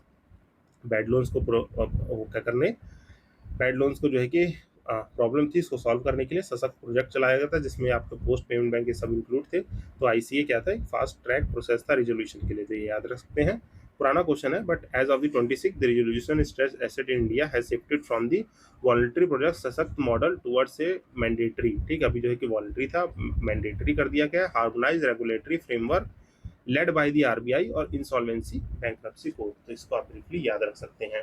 तो आई होप ये चीज़ आपको ब्रीफली समझ में आ गई होगी। फिर इससे हम आगे बढ़ें तो नेक्स्ट क्वेश्चन आया क्या, scheme for the sustainable restructuring for stress asset. तो ये स्ट्रेस एसेट का मतलब क्या हो गया, स्कीम फॉर द सस्टेनेबलिंग, ये भी पुराना क्वेश्चन है। ये एक स्कीम थी आरबीआई की, reworking the financial structure to big corporate for the finance genuine difficulties. Means यहाँ पे देखेंगे, ये सिंपल सा है। ये ऑफर करता था एडुकेट, जो हमारी S4 स्कीम है, स्कीम फॉर स्ट्रक्चरिंग इस एसेट, मतलब यहाँ पे 4 S आए हैं, इसीलिए S4A, एसेट्स की जो सस्टेनेबल रिस्ट्रक्चरिंग स्ट्रेस एसेट था। मतलब ये डीप फाइनेंशियल रिस्ट्रक्चरिंग है opportunity to the large borrowers like corporate entities facing, जो जेन्युइन फेसिंग डिफिकल्टीज कर रहे थे, उनके लिए एक स्कीम लाई गई थी, जिसका एम क्या था, स्ट्रेंथ करना लेंडर एबिलिटी को, जो डील कर सके इन एसेट, जो भी स्ट्रेस एसेट है facing genuine hardship, offer a realistic chance for reworking and the financial structure of such entities. मतलब बेसिकली क्या मतलब है, इनका मतलब ये है कि जैसे मान लीजिए कोई बड़ी कॉर्पोरेट एंटिटी है, ठीक, बिग कॉर्पोरेट एंटिटी, जो एसेट को मैनेजमेंट, मतलब उसको लोन फाइनेंसिंग की दिक्कत हो रही है, तो इनके लिए स्कीम बनाई थी 2016 में। तो ये बेसिकली याद रख सकते हैं। फिर अगला क्वेश्चन है स्टोरेज ऑफ दी, ये शायद पुराना क्वेश्चन होगा, यस, तो ये भी 2019 का क्वेश्चन है। इसमें आप क्या, ये एसआर सोशल ऑडिट रिपोर्ट है, तो इसको काइंडली गो थ्रू कर लेंगे, ये इतना रिलेवेंस नहीं है। देखिए मैंने क्या बताया था, ऊपर लिस्टिंग कराई थी पहले सेशन में ही, कि कुछ जो रिलेवेंस नहीं होंगे तो उसको स्किप किया जाएगा। फिर उसके बाद ये क्वेश्चन देख सकते हैं बीबी, ये नचित मोर कमेटी, संता कुमार, एचआर खान, ये कमेटीज आपको नाम याद रहने चाहिए। तो अभी क्वेश्चन पूछा गया है, ये कॉन्स्टिट्यूट, जो कमेटी कॉन्स्टिट्यूट थी India government of the to boost the cashless transaction.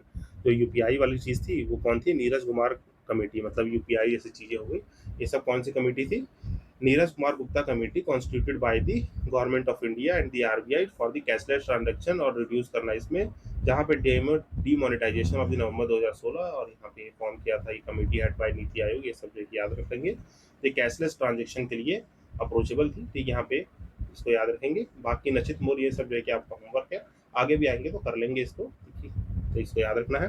बाकी मैंने ऊपर आपको बताया था कि जो आपके कुछ 9 से 10 11 16 तक क्वेश्चन मिलेंगे, यूपीआई पे मिलेंगे, तो यहाँ पे ये सब आपको देखने को मिलेगा कि मर्चेंट डिस्काउंट रेट क्या है, इसमें से best describe merchant discount rate को क्या करता है। तो आइए इसको ब्रीफली मैं आपको समझा देता हूँ। मर्चेंट डिस्काउंट रेट क्या होता है, एमडीआर जिसे कहते हैं, ये एक फी चार्ज है from the merchant by bank for accepting payment from the customer through the credit और debit card in the establishment. MDR जो है कंपनसेट करता है कार्ड यूजिंग को, लेंडर्स को, पोस्ट टर्मिनल पेमेंट गेटवे जैसे MasterCard, Visa. MDR charges जो है शेयर होती है प्री एग्रीमेंट प्रोपोर्शन में बैंक और मर्चेंट के बीच में। अब जैसे क्या है, आप है बैंक, ठीक है, रीडिंग कर लिया, अब इसको समझना। मर्चेंट इज लाइक, आपका जैसे फॉर एग्जाम्पल बता रहा हूँ, फ्लिपकार्ट मान लो, ठीक, फ्लिपकार्ट है, आपके बैंक कौन सा है, बीओबी है, पर आप बीओबी के क्रेडिट कार्ड या डेबिट कार्ड से क्या कर रहे हैं, ठीक, यहाँ पे बीओबी के क्रेडिट कार्ड या डेबिट कार्ड से इस मर्चेंट को पेमेंट कर रहे हैं। तो मर्चेंट डिस्काउंट रेट यही होता है कि यहाँ पे जितने पेमेंट आप, ऐसा तो नहीं दिन में एक पेमेंट प्लेस कर रहा होगा, यहाँ पे जो है कि एक दिन में हो सकता है हजारों, है ना, थाउजेंड्स ऑफ या लाखों पेमेंट जो है कि टेक प्लेस कर रहे हैं। तो यहाँ पे ये मर्चेंट डिस्काउंट रेट दिया जाता है कि आपके इतने इतने कार्ड पेमेंट पे, जैसे आप, जैसे फॉर एग्जांपल ये भी समझा दूं, फ्लिपकार्ट पे क्या है, जैसे कोई चीज़ 100 रुपये की है तो आप देखेंगे अभी प्लेटफॉर्म सी सुना होगा, प्लेटफॉर्म सी, फिर कार्ड फी होता है कुछ, है ना, आपके जो है कि एनुअली कार्ड फी कटती है। तो ये सब हमारा जो है कि कुल मिला जुला के क्या है, यही है मर्चेंट डिस्काउंट रेट, जो बैंक और मर्चेंट्स के बीच में आपस में डील रहती है, कितना एस्टेब्लिशमेंट चार्ज करेगा। तो यहाँ देख सकते हैं जो इसका मर्चेंट डिस्काउंट रेट का सही एक्सप्लेनेशन इसमें ये है कि charge to a merchant by bank for accepting the payment from his customer through the bank debit cards. तो यही बेसिक मतलब है जो आप समझ गए होंगे। फिर आगे मूव करते हैं, कह रहा विच ऑफ द फॉलोइंग लिंक्स और एटीएम इन इंडिया, कौन करता है, तो ये national payment corporation of India इसको लिंक करती है।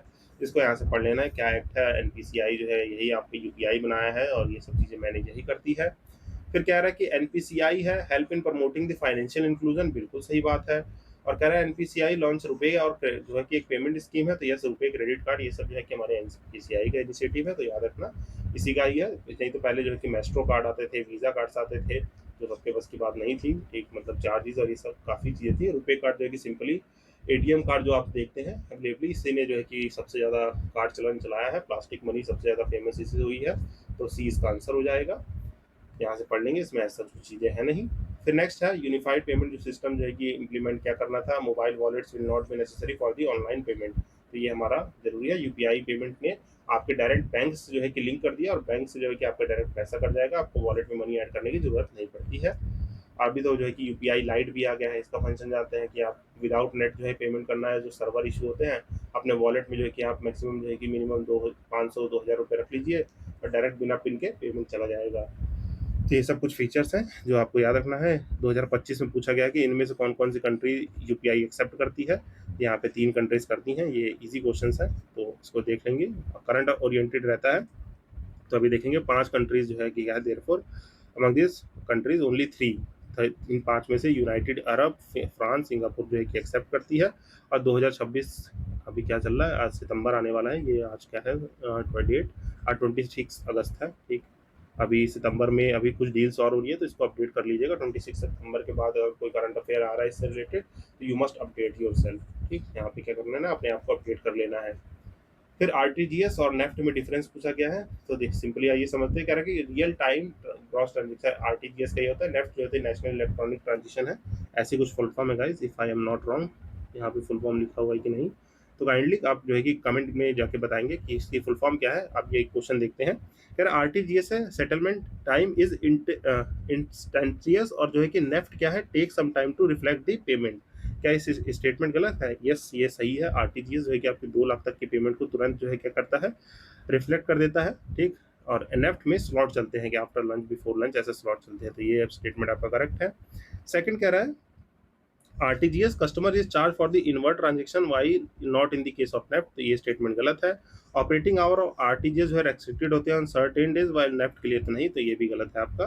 तो यहाँ देखेंगे आरटीजीएस है कंसिडर किया जाता है ऑलमोस्ट रियल टाइम ट्रांजेक्शन, सबसे रियल टाइम तो यूपीआई होता है, तुरंत का तुरंत जो है कि रिफ्लेक्ट कर देता है। आरटीजीएस भी रियल टाइम, हाँ रियल टाइम ट्रांजेक्शन है, ठीक। यहाँ पे फुल फॉर्म रियल टाइम कुछ ऐसे करके ट्रांजेक्शन है, तो आप देख लेंगे एक बार, रियल टाइम ट्रांजेक्शन है।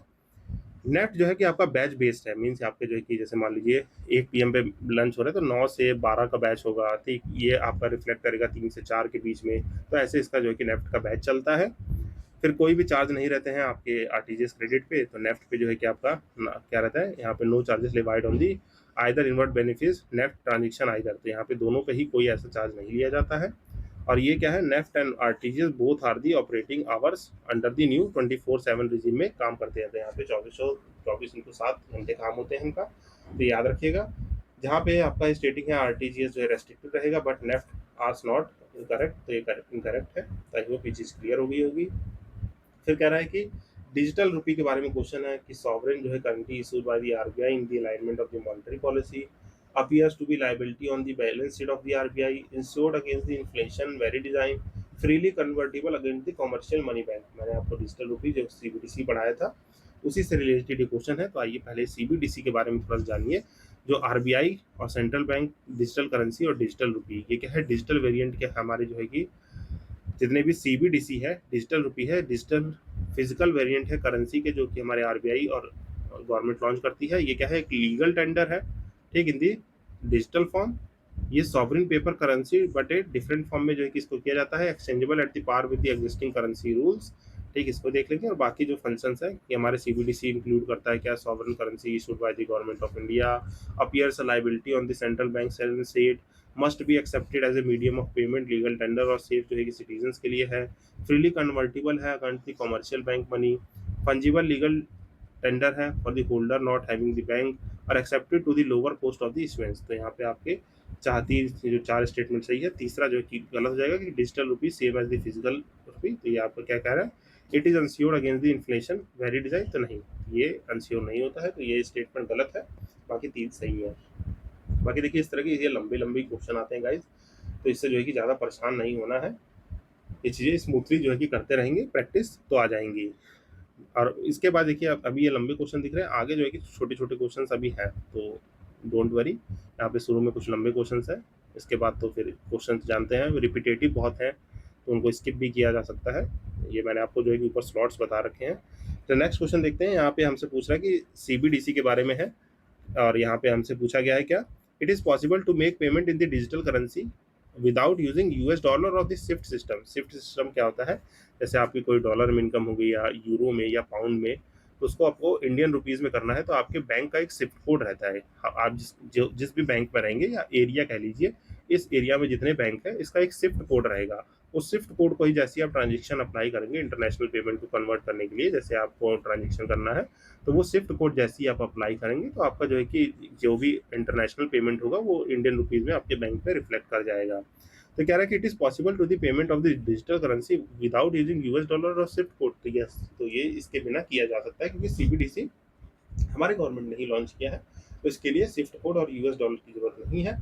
फिर नेक्स्ट कह रहा है डिजिटल करेंसी है can be distributed with a condition programme into A such time framework for spending it. Yes, ये डिजिटल करेंसी है, इसको जो है कि ऐसा प्रोग्राम किया जाता है कि इतने से इतने टाइम फ्रेम के बीच में इसको एक्सपायर जैसे होता है वैसी चीज़ें हैं। तो यहाँ पे दोनों स्टेटमेंट करेक्ट होगा, सी इसका आंसर है। अब यहाँ से इसको पढ़ लेंगे कि CPCB society for the world wide internet bank financial communication, इसकी फुल फॉर्म है, यहाँ पे क्या फंक्शन है, ठीक, इसको टाइमली मैनर में किया जाता है, तो ये आप देख लेंगे यहाँ से। फिर आगे देखते हैं, बिटकॉइन के रेफरेंस में स्टेटमेंट है, ठीक, पुराना क्वेश्चन है, इसको जो है कि अपने आप अटेंड करेंगे, अभी के हिसाब से कुछ स्टेटमेंट चेंज भी हो सकती हैं, ठीक। तो यहाँ पे कह रहा है कि trace by the central bank, तो बिटकॉइन देखिए ट्रेस नहीं होता है, इसीलिए जो है कि हर जगह लीगल भी नहीं है, तो इसको गलत कर देंगे आप। बिटकॉइन जो है एड्रेस का बिटकॉइन कैसे होता है, ये होती है ब्लॉकचेन माइनिंग, ठीक, यहाँ पे ब्लॉकचेन टेक्नोलॉजी का यूज़ होता है, ठीक, इससे जो है कि माइनिंग करते हैं, डाटा की माइनिंग होती है, इससे जो है कि एक डिजिटल करेंसी बनाई जाती है। कौन कितना वैल्यूएबल है बिटकॉइन, जो है कि जैसे आप किसी कोई पिक्चर की फिजिकल एसेट वैल्यू बहुत ज़्यादा हो गई, तो ये सब जो है बिटकॉइन से किसने किया था, ये याद रख लेंगे। बिटकॉइंस को एक डिजिटल करेंसी है credited in 2009 by the mysterious and the pseudonymous कौन सतोशी नाकामोटो, सतोशी नाकामोटो ने इसको जो है कि किया था। एक क्रिप्टो करेंसी है, not issued by the booked by the any bank और government. Bitcoin one of the first digital currency है पीर टू पीर टेक्नोलॉजी पे, ठीक, पीर टू पीर वाली ब्लॉकचेन टेक्नोलॉजी की माइनिंग पे, ठीक, इंजॉय मतलब किया जाता है। बिटकॉइन एड्रेस सेंड जो है कि रिसीव करते हैं एज द बिटकॉइन एड्रेस जो है किसी के पास रहेगा, तो ऑनलाइन पेमेंट है जो कि send without the either side knowing the identity of one another. तो ये ब्रीफली आप याद रखेंगे, इस क्वेश्चन को अटेंड कर लेंगे, इसमें सच कुछ है नहीं। देन आगे बढ़ते हैं, जो नॉन फंजिबल टोकन्स होते हैं। अब ये नॉन फंजिबल टोकन्स क्या होते हैं, ये देखिए एनएफटीज होते हैं, asset that have been tokenized via blockchain, ठीक, ये यूनिक क्रिप्टोग्राफिक टोकन्स होते हैं जो ब्लॉकचेन पे एग्जिस्ट करते हैं, कैन नॉट बी एप्लीकेटेड। जैसे बताएं तो ये टेंजिबल और इनटेंजिबल दोनों हो सकते हैं, मतलब फिजिकल एसेट जो है कि और नॉन फिजिकल एसेट, जो मतलब digitally physical asset like physically picture कोई है, नॉन फिजिकली आपने डिजिटल ड्राइंग बना ली है तो उसे नॉन फंजिबल टोकन में कहा जाएंगे। रिप्रेजेंट करता है डिजिटल और real world items like the artwork और द रियल एस्टेट, मैंने बताया आर्टवर्क और real estate. Enable the digital representation by the physical assets, तो दोनों स्टेटमेंट करेक्ट होंगे। जो एनएफटीज है और क्रिप्टो करेंसी है, दोनों डिफरेंट है एक दूसरे से। क्रिप्टो करेंसी जो कि फंजिबल होते हैं और फाइनेंशियल परस्पेक्टिव से देखे जाए तो हमारे ट्रेडेड और एक्सचेंजेबल होते हैं, पर एनटीएफटी जो होते हैं क्रिप्टो पैराडिज्म में रहते हैं बाय मार्किंग ईच टोकन और इररिप्लेसेबल और impossible for the non fungible token to equal to another. That's why यहाँ पे देख लेंगे जो crypto unlike the crypto currency they can not be traded और एक्सचेंज। यहाँ पे तीसरा स्टेटमेंट गलत हो जाएगा। तो पहला कह रहा है कि एनेबल करता है digital representation of the physical asset, बिल्कुल सही बात है। यूनिक क्रिप्टोग्राफिक टोकन है that exist on the blockchain, बिल्कुल सही बात है। दे कैन बी ट्रेडेड और exchanged at the equivalency and therefore can be use as a medium of commercial transaction, तो बिल्कुल गलत बात है। तो यहाँ पे क्या है, ये हमारा सही आंसर हो जाएगा। देखिए मैं बेसिकली नेक्स्ट क्वेश्चन इज सही। यहाँ पे अगला देखेंगे किस पे आ गया, हमारा M3 जिसे ब्रॉड मनी कहते हैं। ठीक, अब ये आपको याद आना चाहिए, ब्रॉड मनी मैंने आपको पढ़ाया था, ये मनी सप्लाई एग्रीगेट्स पे है। तो M3 क्या क्या इंक्लूड करता है guys, currency with the public, deposit with the banks और time deposit with the banks. तो यहाँ पे 1 2 3 होगा। ठीक, यहाँ पे देखेंगे M3 currency with the public, deposit with the bank, ये सब मैंने आपको करा दिया था। इसको क्या बोलते हैं, मनी सप्लाई के मेजर्स, मनी सप्लाई मेजर्स जो ऊपर M1 M0 M1 M2 M3 M4 कराया था। M1 हाई पावर्ड मनी, ये क्या होती है, नैरो मनी, ये क्या दोनों होती है, ब्रॉड मनी होती है। ठीक, इसी को M3 बाय M0 क्या होता है, हमारा मनी मल्टीप्लायर होता है। तो ये सब जो है क्या है आपको याद रहना चाहिए, वो टेबल याद कर लीजिए। Currency with the public, demand deposit, time deposit with the bank, ये M3 हो जाएगा। इसी में आपको पोस्ट बैंक की सारी वो कर देंगे तो ये M4 आ जाता है। तो आई होप ये आपका ब्रीफली याद रख सकते हैं। और इन तीनों चीज़ को, टाइम डिपॉजिट को इसमें से हटाएंगे तो M1 आता है, M1 में जो है कि M3 को टाइम डिपॉजिट ऐड कर देते हैं। तो सेम क्वेश्चन है। अब यहाँ से देखिए मैं क्या करूँगा, ये क्वेश्चंस मैं नहीं कराने वाला हूँ, काइंडली डू इट। यहाँ पे आपको पूछा गया है कि which of the following constitute broad money, broad money M3 को कहते हैं। ठीक, यहाँ पे कंफ्यूज इसलिए नहीं होना क्योंकि यहाँ पे देखिए क्या कह रहा है, इसमें अदर डिपॉजिट विद RBI। ठीक, ब्रॉडेस्ट मनी का यहाँ पे ब्रॉड मनी, यहाँ पे आप M3 और M4 में कंफ्यूज हो सकते हैं। तो यहाँ पे जबकि मेंशन नहीं है स्पेसिफिकली, तो आपको ब्रॉड टर्म से ब्रॉडर ही सोचना है, मतलब M4 तक इंक्लूड करना है। तो यहाँ पे 4 ऑप्शन इंक्लूड हो जाएंगे। फिर ये क्वेश्चन भी है कि कह रहा है कि एक बैंक से विड्रॉ किया गया 1000 in cash from your demand deposit account और immediate effect on the aggregate money supply क्या होगा, कुछ नहीं होगा। क्यों नहीं होगा, क्योंकि आपने जो है क्या किया है, M3 जो कि जानते हैं ये होता है हमारा क्या होता है, एग्रीगेट AGM मैंने बताया था, एग्रीगेट मनी सप्लाई जो है कि रहता है। तो 1 लाख रुपए आपने कैश निकाला इकोनॉमी में, वो आपके आपके ऑन हैंड आ गए, तो इससे कोई भी चेंज नहीं होता है। तो इसको आप ब्रीफली देख लेंगे। ठीक, यार फिर यही है कि इनको अरेंज कर दो कि कौन सबसे ज़्यादा हाई करेंसी में फ्लो में नहीं है लिक्विड एसेट के उस पे। तो ये सब कल मैंने समझाया, तो ये सब आप खुद थोड़ा होमवर्क करेंगे गाइज, और यहाँ पे प्लीज़ इसको अंडरस्टैंड करिए। ठीक, यहाँ पे नेक्स्ट क्वेश्चन कह रहा है कि money multiplier is an economy increases with the which of the following. तो मनी मल्टीप्लायर कैसे इकोनॉमी में इंक्रीज करेगा, तो ये थोड़ा समझिए कि मनी मल्टीप्लायर कह रहा है इकोनॉमी में इंक्रीज। मैंने आपको कुछ केसेस बताए थे जहाँ पे मनी मल्टीप्लायर बढ़ सकता है। तो आइए 1 बाय 1 करके देखते हैं। कह रहा है कि increase in the cash reserve ratio of the bank. तो अगर मनी मल्टीप्लायर बढ़ाना है मतलब M3 बाय M0, ठीक, इसको हमें क्या करना है, इंक्रीज करना है। तो CRR बढ़ा दिया। CRR बढ़ाने से क्या होगा, CRR बढ़ाने से जो मनी क्रिएशन है, मतलब जो हमारा M3 है वो और डाउन हो जाएगा। ठीक, यहाँ पे जो हमारा money supply high power money था वो डाउन हो जाएगा। तो इससे तो नहीं होने वाला। CRR से अगर हाई करेंगे तो बैंक को ज़्यादा फंड, बैंक को ज़्यादा पैसा देना पड़ेगा RBI को। तो RBI के पास ज़्यादा पैसा होगा तो यहाँ पे मनी क्रिएशन कम होगा, तो इससे मनी सप्लाई नहीं बढ़ने वाला, मनी मल्टीप्लाई नहीं होगा। फिर SLR में भी इंक्रीज करने से सेम होगा कि बैंक को खुद के पास जो है कि ज़्यादा पैसा रखना है।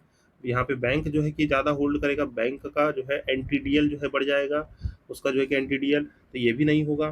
फिर इंक्रीज करना है banking habit of the people, तो यस ये वन ऑफ द रीजन था, मैंने वहाँ लिखाया था, तो ये आपका करेक्ट होगा।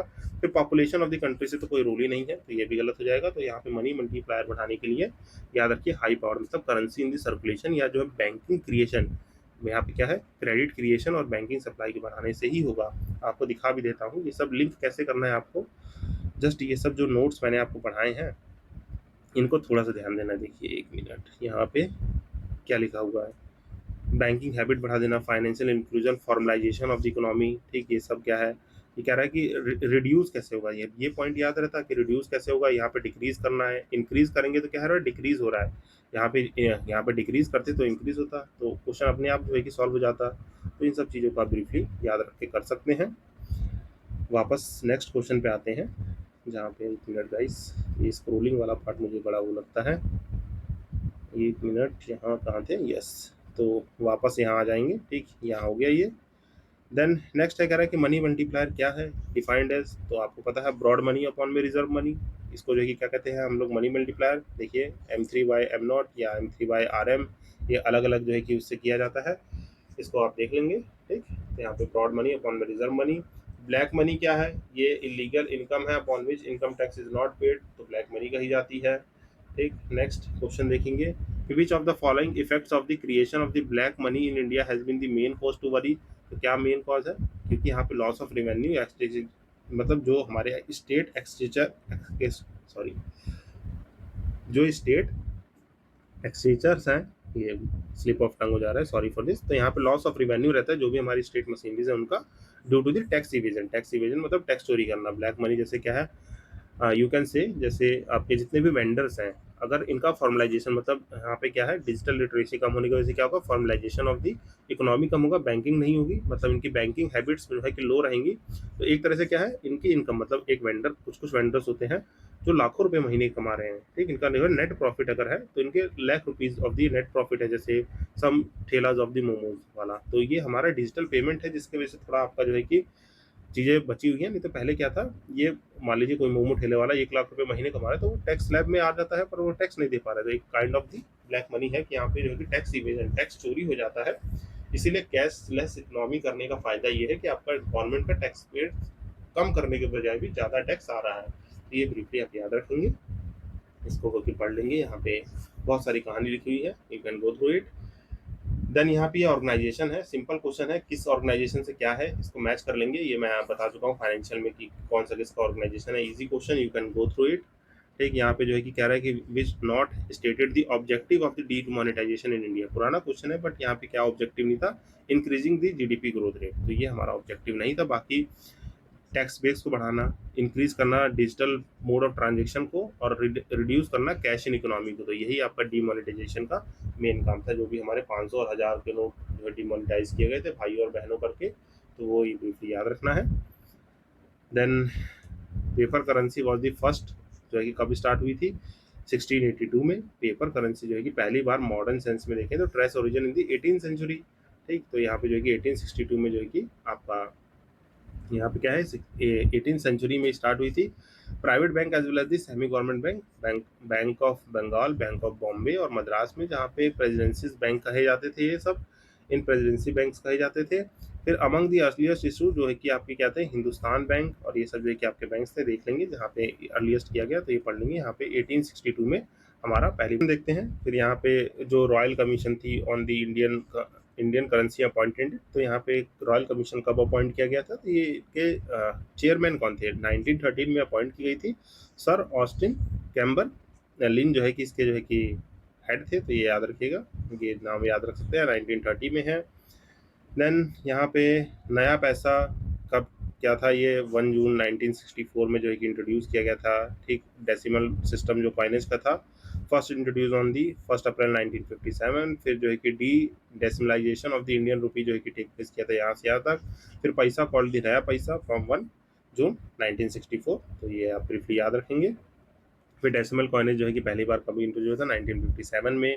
ठीक है, सब स्टैटिक क्वेश्चन है। ठीक, यहाँ पे करेंसी जो है कि describe as the legal tender money, तो लीगल टेंडर मनी का मतलब क्या होगा, which creditor is under the compulsion to accept this settlement, मतलब जो है लीगल टेंडर मनी का मतलब ही मैंने आपको ऊपर समझाया था। लिमिटेड और नॉन लिमिटेड दो तरीके के होते हैं, जिसमें आपको सर्टेन अमाउंट आपको पैसा लेना ही पड़ेगा अगर आपको सामने से कोई दे रहा है तो। ठीक, इसको जो है कि आप ब्रीफली देख लेंगे, कॉइनेज एक्ट में है कि कितना से कितना दे सकते हैं, कितने डिफ्रैक्शन में। ठीक, ये सब हमारी जो कि कहानी लिखी हुई है, तो ये सब मैं बता चुका हूँ, तो बस एक बार इसको रीड कर लेंगे तो आपको अच्छे समझ में आ जाएगा। फिर सबसे अब तक क्या है, आरबीआई ने has the power to print the currency note up to, अब तक जो है कि क्या पावर है आरबीआई के पास, 10,000 तक की नोट छापने की पावर है। ये देख लेंगे जो हमारा क्या है, as per the section 24(1) of the RBI act, RBI issue कर सकता है 2, 5, 10, 15 ये सब नोट जो है कि इशू कर सकता है। 1 रुपये नोट स्पेशल केस है, कौन करता है, फाइनेंस सिक्योरिटी, गवर्नमेंट के पास गवर्नमेंट की लाइबिलिटी है, तो ये सब ब्रीफली देख लेंगे। और अब तक जो है कि 500 तक के नोट छप रहे हैं, 2000 का था वो हमारा क्या कर दिया, नवंबर 2016 में इसको जो कि वापस ले भी लिया गया, तो ये ब्रीफली यहाँ से देख सकते हैं, नवंबर 2016 में जो कि वो किया गया। फिर यहाँ पे आपका इसका एक्सचेंज हुआ था, पब्लिक एंटिटी होल्डिंग सच नोट इनिशियली ऑफर एक्सचेंज और डिपॉजिट ब्रांच में, आपके इतने तारीख तक डेडलाइन एक्सटेंड की थी 7 अक्टूबर तक। 2016 में इंट्रोड्यूस हुआ था हमारा, जब डीमोनेटाइजेशन हुआ था उसके बाद, बट इसके बाद जो है कि आपको 2023 तक जो है कि इसका गेम ओवर कर दिया गया, उसको आपको वापस करना था, अदरवाइज वो लीगल टेंडर नहीं बचता। देन है note issuing the RBI always possess, note issuing department of RBI should possess the minimum gold stock of, तो कितना गोल्ड स्टॉक रहना चाहिए, रुपीज 115 करोड़ का मिनिमम गोल्ड स्टॉक रहना चाहिए, यहाँ से देख सकते हैं। करेंसी नोट और इश्यू नोट बेस्ड किस पे होते हैं, मिनिमम रिजर्व सिस्टम पे बेस्ड होते हैं। फिर reserve bank of India issue currency note against the which of the following, तो ऑल ऑफ द यहाँ पे अब आंसर होगा। देन आगे बढ़ें तो आपका क्या है, authorise to issue the coins in India, क्या है, मिनिस्ट्री ऑफ फाइनेंस है, ठीक, issue coin of India ministry of finance है। पेपर नोट करेंसी के लिए आरबीआई है, 1 रुपीज नोट भी है मिनिस्ट्री ऑफ फाइनेंस और गवर्नमेंट ऑफ इंडिया की लाइबिलिटी है, तो ये सब ध्यान रखेंगे। 4 मिंट कॉइन सेंटर है, मुंबई, नोएडा, कोलकाता, हैदराबाद, तो ये सब ब्रीफली आपको याद रखना है। कॉइन मिंटेड इन दिल्ली, ठीक, इंडिया पे कॉइन्स कहाँ कहाँ मिंट हो रहे हैं, मुंबई में, कोलकाता में, हैदराबाद में हो रहे हैं। करेंसी का expansion can be described as the higher prices, ठीक, यहाँ पे क्या है, करेंसी का एक्सपेंशन जो है मतलब क्या होता है, supply of the money, money has been increase. Currency expansion, expansion में क्या किया जाता है, मनी सप्लाई, जो सप्लाई ऑफ द मनी है, सप्लाई मनी वो बढ़ा दी जाती है, तो इसी को जो है कि एक्सपेंसरी पॉलिसी भी कहते हैं, तो ये याद रखना है। फिर कह रहा है इंडियन इकोनॉमी में डिमांड पुल इन्फ्लेशन की वजह से कैन बी कॉज और increase by which of the following, तो यहाँ पे सभी देखेंगे हमारा क्या है, किस किस वजह से डिमांड पुल इन्फ्लेशन जो है कि होता है, इमर्जेस जब एग्रीगेट डिमांड एक्सीड करती है लेवल ऑफ एग्रीगेट सप्लाई को या फुल एम्प्लॉयमेंट को, तो यहाँ पे आपका होता है। और इसको देखेंगे सिंपली, जो हमारा ऑप्शन से ही समझाता हूँ, सॉरी फॉर दिस इंटरप्शन। यहाँ पे जो कि देखिए, अगर हमें क्या करना है, डिमांड पुल इन्फ्लेशन को इंक्रीज करना है। एक्सपेंसरी पॉलिसी से क्या होता है, मैंने बताया इकोनॉमिक ग्रोथ बूस्ट करती है, ठीक, इकोनॉमिक ग्रोथ बूस्ट करने के लिए होता है। इसमें क्या होता है, आपको डिमांड बढ़ाएंगे, प्रोडक्शन बढ़ेगा, एम्प्लॉयमेंट बढ़ेगा, ठीक, तो ये क्या है आपका एक्सपेंसरी पॉलिसी, आपका डिमांड पुल इन्फ्लेशन कर रहा है, डिमांड बढ़ाना, जो इकोनॉमिक ग्रोथ साइकिल बताई थी मैंने, जो cycle of the economic growth, तो ये सही होगा। फिजिकल स्टिमुलस पैकेज देंगे, ये भी सही होगा। फिर कह रहा है कि इन्फ्लेशन इंडेक्सिंग वेज कर देंगे, तो इन्फ्लेशन इंडेक्सिंग से इस पे कोई इफेक्ट नहीं पड़ता है, ठीक। फिर कह रहा है कि हाई परचेजिंग पावर, तो इससे भी हमारा इम्पैक्ट होगा, और रेज करने से इंटरेस्ट रेट हाई कर देंगे, तो इससे डिमांड पर इन्फ्लेशन नहीं होगा, तो यहाँ पे 1 2 4 हमारा आंसर है, जिसकी वजह से होगा। और इसका एक्सप्लेनेशन आप यहाँ से ब्रीफली गो थ्रू कर लेंगे कि स्टिमुलस पैकेज से कैसे हो रहा है, किससे नहीं हो रहा है, ये सब मैं बता चुका हूँ। सो नेक्स्ट क्वेश्चन देखते हैं। नेक्स्ट क्वेश्चन आपका कह रहा है कि इन्फ्लेशन की वजह से क्या होगा, क्या prices of the good services increase कर जाएंगे, बिल्कुल सही बात है। वैल्यू ऑफ मनी फॉल कर जाएगा, बिल्कुल सही। इन्फ्लेशन मतलब महंगाई बढ़ी है, तो प्राइसेस ऑफ मनी फॉल करना मतलब इन्फ्लेशन का मतलब 100 रुपए की चीज़ अब 110 रुपए में हो रही है, तो एक तरह से देखा जाए पहले आपके 100 रुपए थे, पर अब जो है 100 रुपए जो है कि आपके 90 रुपए, 90 रुपए नहीं सॉरी 100 रुपए जो है कि आपके 10 रुपए कम कॉज कर रहे हैं, तो मतलब 10% का इन्फ्लेशन अगर हुआ है, तो इस तरीके से आप इसको समझ सकते हैं। प्राइजेस भी बढ़ेंगे, आपका जो परचेजिंग पावर थी, क्या कहती है हमारी, पीपी, परचेजिंग पावर डिक्रीज हो जाती है मनी की, तो यहाँ पे दोनों ही सही होगा। एक्सचेंज रेट इंप्रूव करता है, ऐसा कुछ नहीं है, तो यहाँ पे बी आंसर, डी आंसर हो जाएगा, दोनों ही आपके सही है। Inflation, rise of prices of goods survey, purchasing power of the given currency decline कर जाती है हमारी। देन आगे देखिए आपका डेफिनेट और implementation of the fall in the inflation rate, तो इसका क्या है कि प्राइस हैव फॉलन, तो इससे कोई यानी हमें करेक्ट कोड बताना है कि यहाँ पे definite implementation of the inflation rate, कह रहा है प्राइस गिर जाएंगे, ये कोई जरूरी नहीं है। Prices increase more than this slowly than before, ये भी जरूरी नहीं है। फूड सप्लाई जो है क्या हैज इंक्रीज, तो ये जरूरी है। सॉरी यहाँ पे ये नहीं, यहाँ पे मैंने थोड़ा सा गलत बोल दिया, सॉरी फॉर दिस यार। यहाँ पे जो है कि क्या है आपका कह रहा है कि definite implementation implications of the fall in the inflation rate, तो प्राइस जो है कि आप पे फॉल करेंगे, कर जाएंगे, prices are increasing more than slowly than before, तो इन्फ्लेशन में यही होता है ना।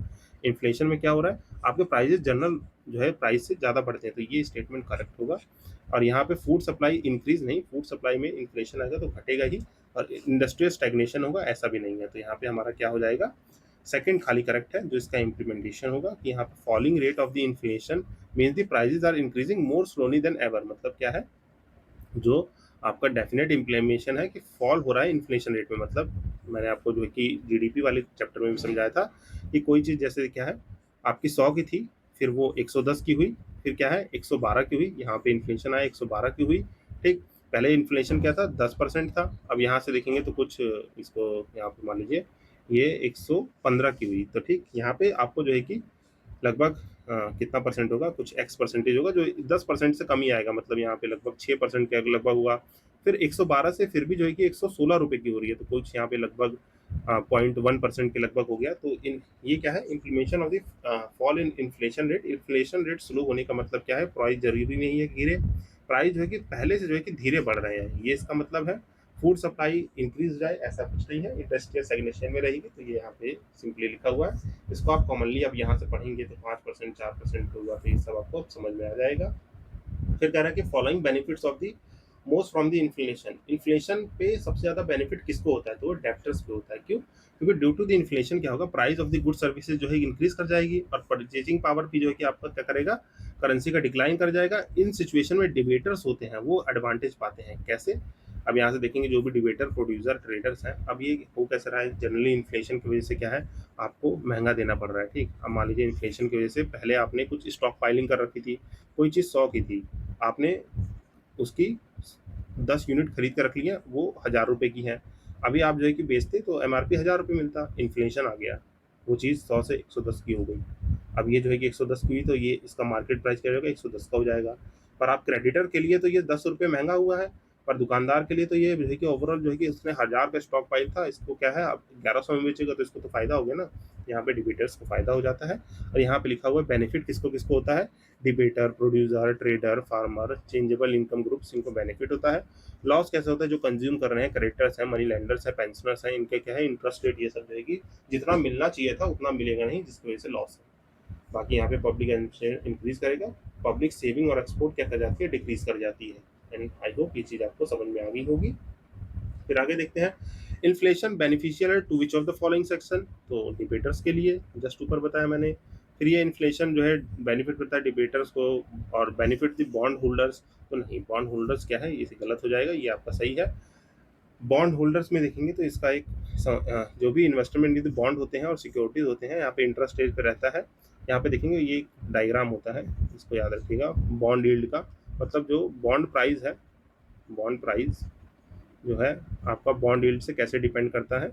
यहाँ पे एक रिलेशन है, इसको देखिए, इन्वर्सली प्रोपोर्शनल रहता है, जैसे जैसे बॉन्ड प्राइस बढ़ेगा तो बॉन्ड यील्ड जो है कि घटता जाता है। तो ये ब्रीफली याद रखना है, यहाँ पे बॉन्ड यील्ड और बॉन्ड प्राइस का रिलेशन आपको पता रहना चाहिए, इन्वर्सली प्रोपोर्शन का। देन नेक्स्ट है, विच of the following is the correct, यहाँ पे करेक्ट क्या है, ये कह रहे हैं inflation benefit the bond holder, मैंने जस्ट ऊपर बताया नहीं करेगा। इन्फ्लेशन जो है कि डिबेटर को जो है कि बेनिफिट करेगा, बिल्कुल करेगा। इनकम ग्रुप्स नहीं, तो यहाँ पे जो है कि बी आंसर होगा। फिर देखिए सेम है, जीरो इंटरेस्ट रेट ऑबिट थी, क्या है, ये पुराना क्वेश्चन है, देख लेंगे आप। ठीक, यहाँ पे कुछ क्वेश्चन सब हैं ऐसे ही इसी तरीके से मिलेंगे कि inflation rate of the inflation क्या है। ठीक, ये सब पुराने क्वेश्चंस हैं, you can go through it. Inflation deflation का कॉन्टेक्ट यहाँ पे क्या है, डिस्क्रिप्शन ऑफ द डिफ्लेशन क्या है, तो ये परसिस्टेंस फॉल होता है general price of light goods and services में, जो मैंने आपको ऊपर एग्जांपल समझाया ये वाला, इसी को हम लोग डिफ्लेशन कहते हैं। इन्फ्लेशन तो है पर जो है कम रेट से है, तो ये डिफ्लेशन कहलाता है। Persistent fall in the general price of the goods and ये है, वो सॉरी डिसइन्फ्लेशन होगा। डिफ्लेशन जो है कि हमारा जस्ट इन्फ्लेशन का अपोजिट होता है, तो उसको डिसफ्लेशन कहते हैं। सॉरी, यहाँ पे थोड़ा कंफ्यूजन हो जा रहा है, डिसफ्लेशन कहा जाता है। डिफ्लेशन का मतलब हो गया persistent fall in the general price of the goods and services, तो ये यहाँ से आप देख सकते हैं।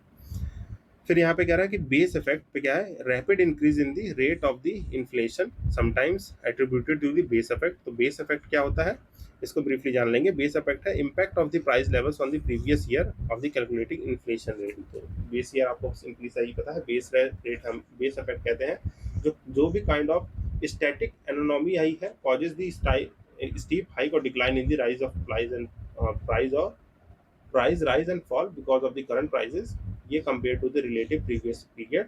तो यहाँ पे हमारा क्या है, इससे जो है कि बेस इफेक्ट कहते हैं, जो हमारे बेस ईयर और जो कि नॉर्मल रेट से चीज़ें इफेक्ट करती हैं, तो ये हमारा बेस इफेक्ट कहलाता है। देन कह रहा है कि which of the following government steps has proved relatively effective in the controlling the double digit rate of the inflation. बहुत पुराना क्वेश्चन है, जो हमारे जो बजटरी डेफिसिट और अनप्रोडक्टिव एक्सपेंडिचर थे उस पर जो है गवर्नमेंट जो है इसकी बात करती है। अभी देखेंगे इस क्वेश्चन का रिलेवेंस नहीं है, बट ये आप एक बार रीड आउट कर सकते हैं क्योंकि इससे क्वेश्चन ड्राइव किया जा सकता है। देन यहाँ पे आपका ये क्वेश्चन पूछा गया है कि following factors could potentially contribute to stagflation in the Indian economy. Indian economy में स्टैगफ्लेशन मतलब स्थायी व्यवस्था बना दे, मतलब प्राइस जो है कि मतलब इकोनॉमी स्टैगफ्लेशन पे आ जाए, मतलब स्टैगफ्लेशन का मतलब स्थिर हो जाना, मतलब इकोनॉमी ना बढ़े। तो किसके वजह से होगा, कह रहा है कि high inflationary pressure due to the increase government spending. Yes, ये स्टैगफ्लेशन को कॉज करेगी। डिक्लाइन करेगा हमारे इंडस्ट्रियल प्रोडक्शन में और स्लगिश कर देगा इकोनॉमिक ग्रोथ को, बिल्कुल सही बात है। इंक्रीज कर देगा एग्रीगेट डिमांड में और कंज्यूमर स्पेंडिंग को, ये भी सही हो जाएगा। एप्रिशिएट करेगा domestic currency leading to the reduction of the export competitiveness, तो ये भी यहाँ पे डी करेक्ट हो जाएगा। अब देखिए जैसे स्पोर्ट कॉम्पिटेटिवनेस के कॉन्सेप्ट हैं, ये सब जो है आपका जैसे इंक्रीमेंटल जो हमने ICUR पढ़ा था, ये सब कोर कॉन्सेप्ट समझ में आने चाहिए, तभी हो पाएगा गाइस ऐसे क्वेश्चंस के लिए। इसीलिए मैं कहता हूँ कि आप लोग कमेंट सेक्शन में बताएं ये चीज़ें समझ में आ रही है कि नहीं, इस इंटरेक्शन होते रहेगा, इसी हिसाब से मुझे इंटेंसिटी पता चलेगी कि ये सब जो है कि एक्सप्लेन करना है कि नहीं।